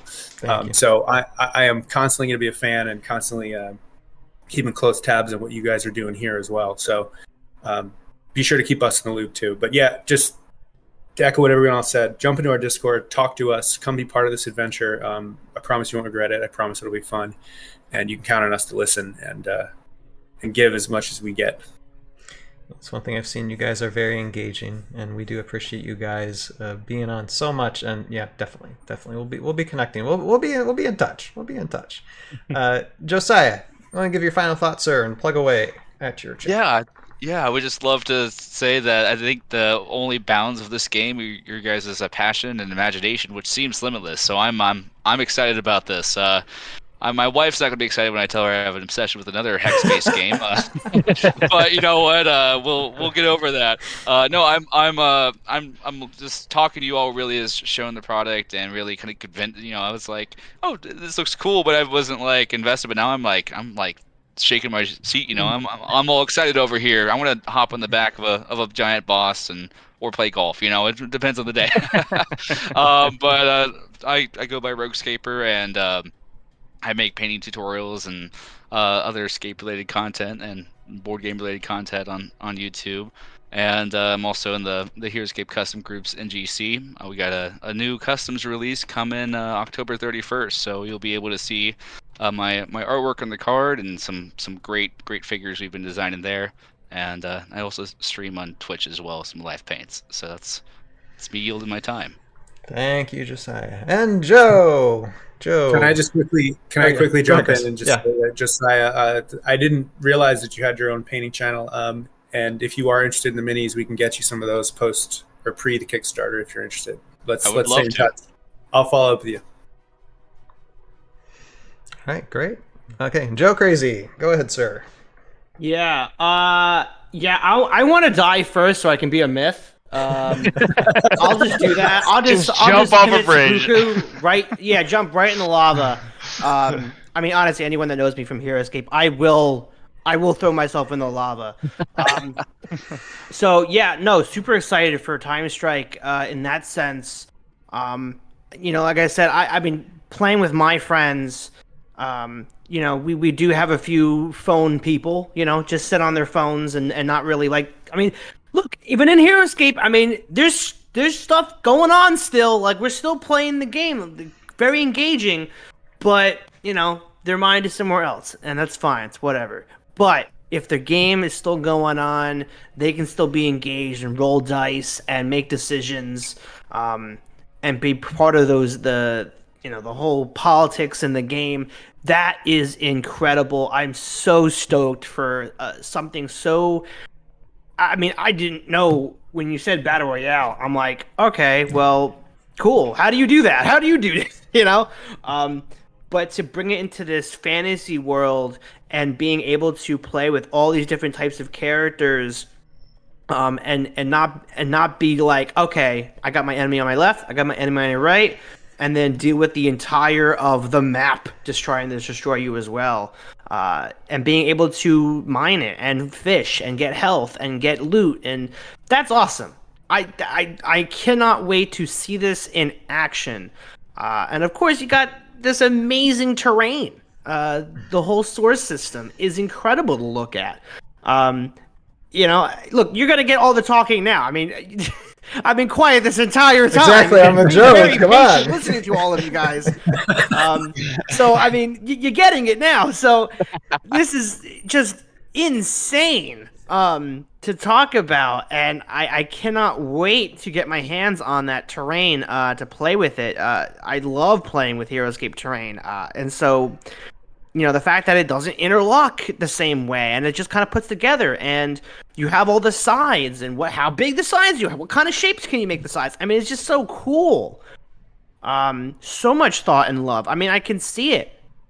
You guys were talking about like having it on your table for whatever, like like having it on a Switch or having an Xbox. Have it there. Like, trust me, like I have a HeroScape map on my table. Well, not this week, but last week I had one on there. And so it's an art piece too. Like, it's there as a center of attention. It is there. It catches everyone's eye. Yep. And so to have another one in the ring is fantastic, because I played BattleTech, I played Warhammer, I played D&D, and all of those don't have the same appeal. The models are cool. The paints are great. I love that. I love seeing all that. But when all of those are put away for tomorrow, and you just have that map there, it is so special. When I used to come down from my parents and have that map in the morning, and the sunlight is just shining on the HeroScape map, I'd just be eating breakfast. I wouldn't even be watching TV. I'd be looking at the map. I love it. So I can't wait to get my hands on that terrain. And so I'm very, very stoked for all of it. And whatever you guys have surprised as that mystery tier, I got no guesses, so I'm not gonna try to pull any teeth. Yep. He's totally not mind shackle, by the way. Look, we just gotta be patient. We got HeroScape to wait for. We got TimeStrike to wait for. 2023 is coming to an end, but 2024 is going to be an absolute banger for board games. So I'm stoked, and I cannot wait. I don't know how many I'm going to say. Did I say that like more than 3 times already? I don't know. So I can't wait. The time to strike is now. I love that so much. Doing that. Yes. Doing it. So for any of you guys at home, for the guys here, I run my own YouTube channel where I do HeroScape and board games and video games. And so TimeStrike will be on the channel at some point. I will be talking about it. I will help support TimeStrike and anything that Adventure Together comes out with. We are looking. That's another thing too. I love the name of that your company is great. Adventure Together is great, beautiful, Right. Love it. Joe, Like if you are poetry, it interested in getting a set of TimeStrike and Source and being able to feature it on your channel, ping me. Let's talk directly. We're Sure. prepping for our second and third rounds of influencers. That's something I'd like to mention, that in the next few weeks you guys are going to see us popping up all over YouTube. So keep an eye out. TimeStrike is out there. It's being tested. It's being reviewed. It's being played. It's not quiet anymore. So get ready, and we're looking for the next round of streamers and influencers that we're going to be working with. Awesome. Yeah, no, that is so cool, because if there's anything that's going to help launch a game, it's the media. If you got to get it out there, people got to see it. So only way. Loud and proud. But yes, so if you want to check it out, check out me. It is Joe Crazy 3193. And I keep everything so consistent, so just go on to whatever you use, YouTube, Twitch, X, whatever, it doesn't matter. That's the name. Look for the face. I'm here. Joe, I think I want to be your best friend. I'm just putting that out there. I mean, look, I'm always open for best friends. Okay, I'm always open. Spots are open now. There's a lot of I Joe don't, to you go don't have around. to do it. There's no tryouts either. It just happens. See, those are the types of opportunities I need. I'm no good under pressure. Yeah. All right, you had your time, Joe. I was waiting for that line. Oh yeah, I was holding in all of the excitement. I forgot. I didn't even do what I normally do. So yes, I am not crazy. I'm Joe crazy, and I yield my time. Thank you, sir. All right, and well, first I'll say, yeah, I'm Ryan, aka Tales of Valhalla. I run a YouTube channel called Tales of Valhalla on YouTube, and primarily have done over the last 10 years a stop motion adventure based off the board game HeroScape. We got 3 seasons worth up there. Wonderful storyline. I'd say a quite epic storyline based on the HeroScape universe. Check it out. And of course, over the course of time, developed this podcast, the ToV podcast, which we usually talk about our favorite game of all time, HeroScape, but tonight we dived into a different realm, and it's exciting and thrilling one. And I will have some live streams coming up this week. This Wednesday, I will probably be doing some painting, and then this Saturday, which will be another ToV live special, ToV podcast special, where we are going to be looking at the Renegade HeroScape live stream, seeing what they are going to be doing with HeroScape. They're going to be introducing the team, most likely. So that's going to be almost like a 3-hour event, much like this one tonight. We almost hit the 3-hour mark. Almost there. But that's what we're going to be doing. So keep an eye on the channel, whether on Twitch or YouTube. Again, I always thank you for everybody on the Audiosphere and Spotify who listen as well to this podcast. Links in the description below for anything. And then I'm gonna now go on my just little reflections before I sign off about just this night. I'm amazed. I mean, I was already excited about this a long time ago, just for the fact that it's like, okay, here's another way of HeroScape returning, but this is something that's like very different. It's very new. It's very unique, and it's not just the game itself. It's the people behind it too. And I thank you guys for joining us. I thank you for expressing these new ideas, these new concepts, which I think are going to be thrilling. I think they are revolutionary for this. And like Chris, that you said, you have this goal of being the greatest game of all time. Keep that goal. You guys run with it and prove us wrong and prove yourselves right. Keep on running. Keep on flying, guys. And I will say this last thing. I'm actually going to have... Robin did sign off, but I'm going to actually let him have the last word, basically, tonight. Because he wrote something, and I screenshot this and got this weeks ago. And I thought this is a perfect way to end this podcast. And he just really expresses the heart of this team and what he says is, because I think on a previous post, they were talking about the game and the people behind it. But Robin summed it up really well. So I'm just going to read what he wrote. He says, I want to add that working on this project has brought every team member closer. We get to see each other more than just friends at parties, but brothers and sisters that share a journey together. We care a great deal about our end product and customer experience, which is why it takes a long time for us to polish it. But at the same time, we put a huge focus on each other. We have all learned a lot and grown a lot from this journey.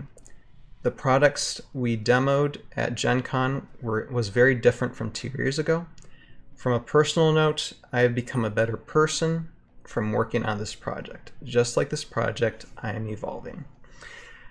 When I started the Tales of Valhalla YouTube channel back in 2015, I had a goal, and it was to live because of the illnesses that I've had in my life. And it was to try and accomplish goals to be a filmmaker, a storyteller, or die trying. And I've accomplished a lot. But I think one of the biggest victories, and this is the thing that you guys as a team are realizing what Robin realizes. It's not even about the destination. It's not even really about the journey. It's about the person who you become. It's the person who you grow into. And I say you guys just keep on growing, keep on following that path as we all should do when we're on these journeys together, or together or separate. We all have a path to follow, and I think you guys have a good one. So appreciate you guys. And we'll sign off. And I'll say what I always say. You have a purpose in your life. Find it, pursue it, live it. And we'll see you guys next time. See you later this week. Bye now. Bye, bye, bye, bye. Thank you.